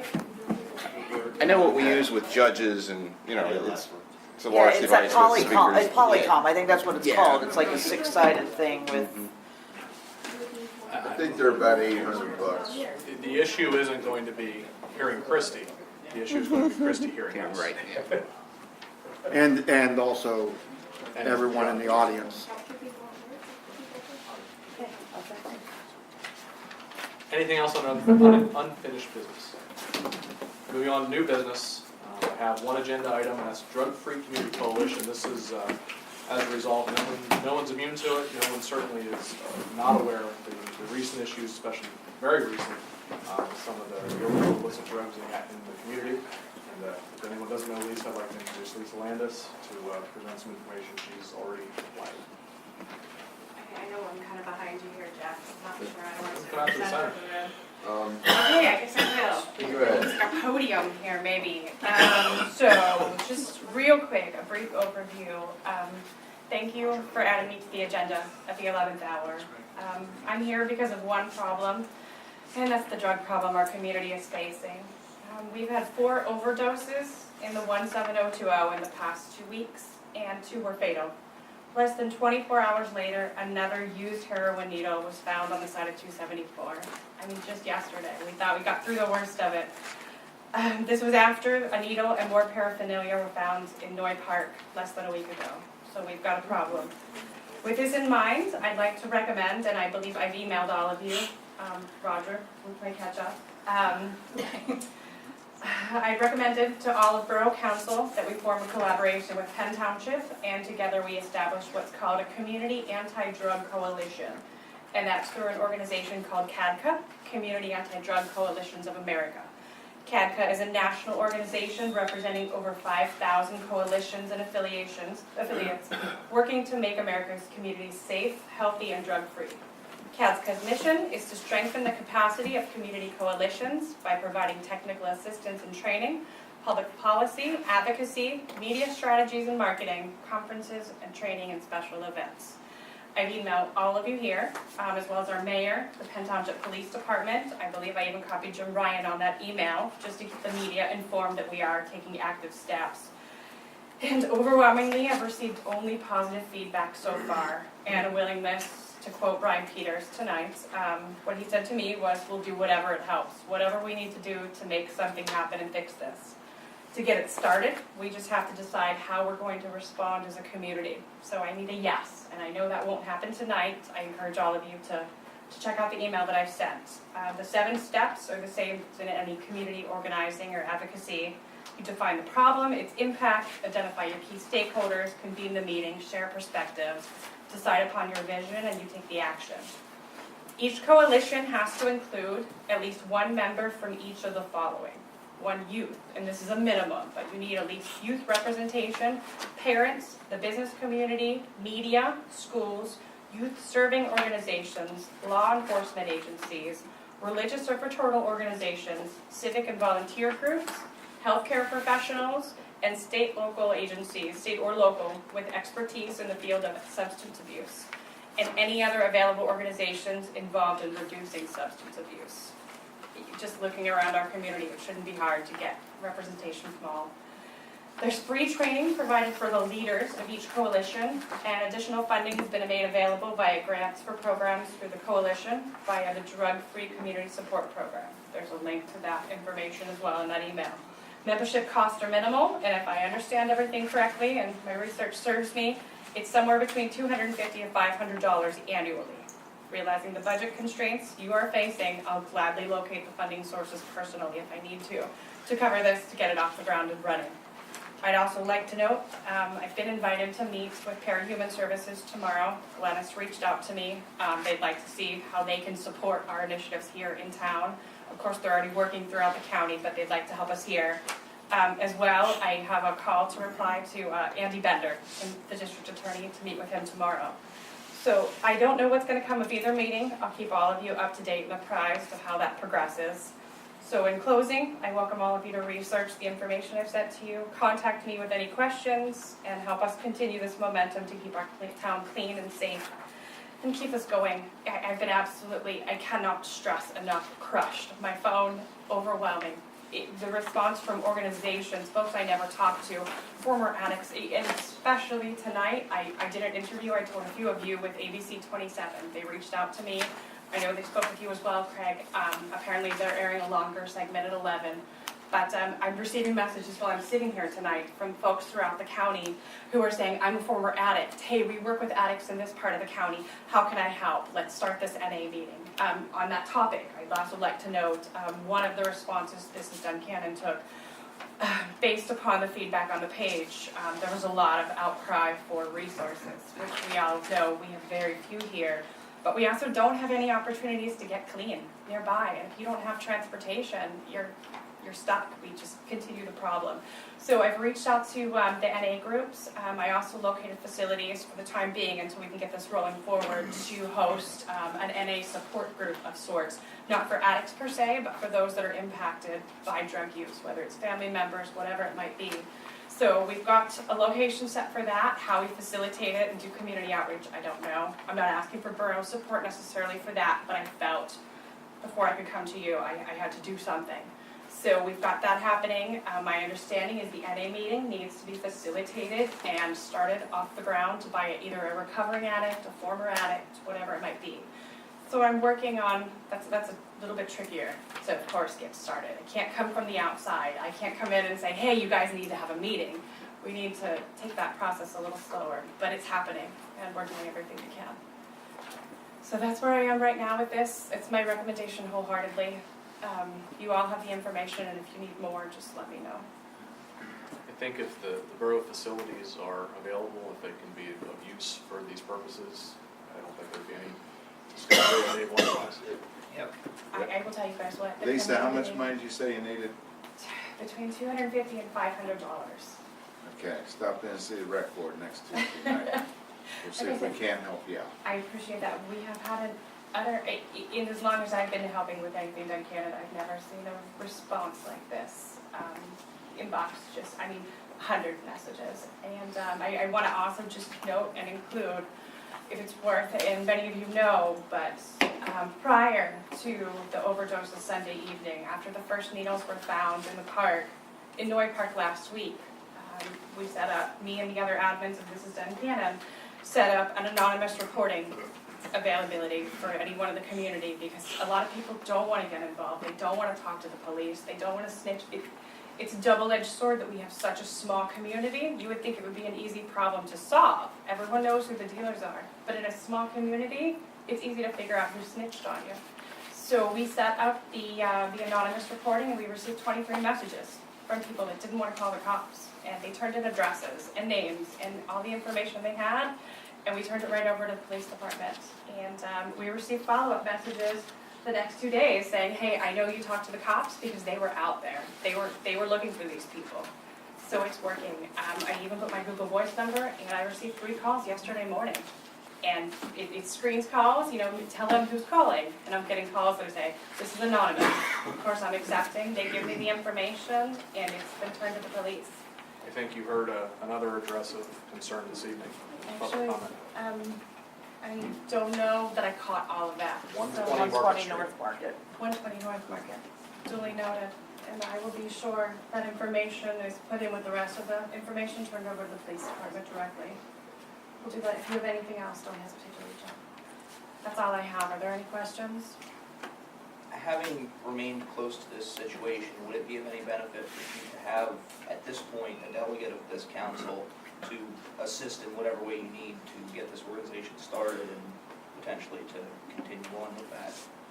That's absolutely, to be frank with you, I love as many delegates as possible because this is going to take all of us. I'm in over my head if I try to do this myself and get any of these different initiatives, and even all the admin, just the messages alone are taking manpower. So I appreciate whatever support, review all the information, see where you stand, and determine whether this should be a new committee, a revitalization effort, a public safety issue, where it falls in the whole spectrum of things. In my opinion, I think that those committees could serve in some sort of advisory role or have a back and forth. Definitely report discussion anything we there. hear. Absolutely. But I think, if you'd like to have an official delegate of council who can speak for the borough, at least, and give information back and forth to council, I would volunteer for that role if the council. I'll move to appoint Darrell Crotharmel as Chair of Public Safety to act as our primary I'd like to co-chair that. delegate to the drug coalition. I believe Ms. Young just said she'd like to co-chair that as well. You want to do? I would like to be involved in that too. I think most of us would be Second. All right, you guys are all on. That's it. Done. Passed. I'll second the motion, and I would request an amendment to add me as a co-chair. Take it all. Chair, I wasn't appointing anyone to chair anything. He was putting him as the chair of public safety to the committee. Okay, then disregard. As the delegate. I'm a private citizen, I'm doing it anyway, it doesn't matter.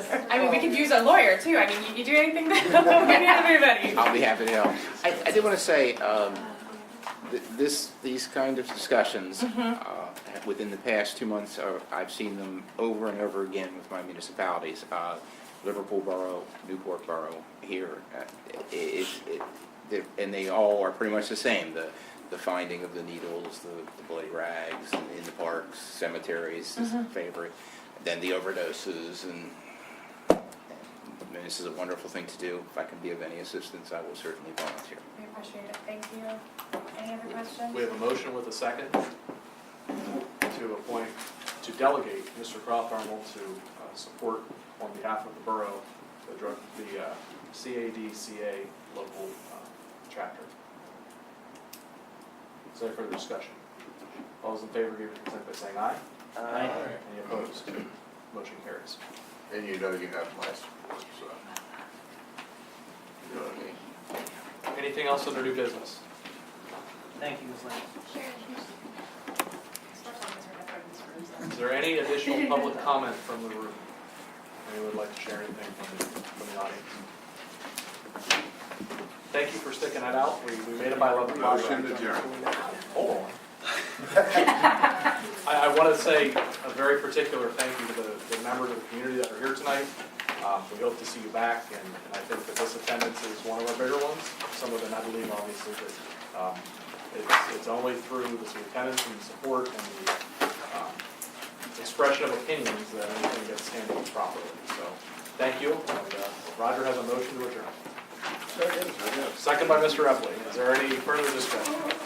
All those in favor give your consent by saying aye. Aye. Motion carries. Have a great day. Greg, I think you remember that, No, I wake up at the same time every day, doesn't matter what time I go to bed. $10. No, I'll be here. That's fine.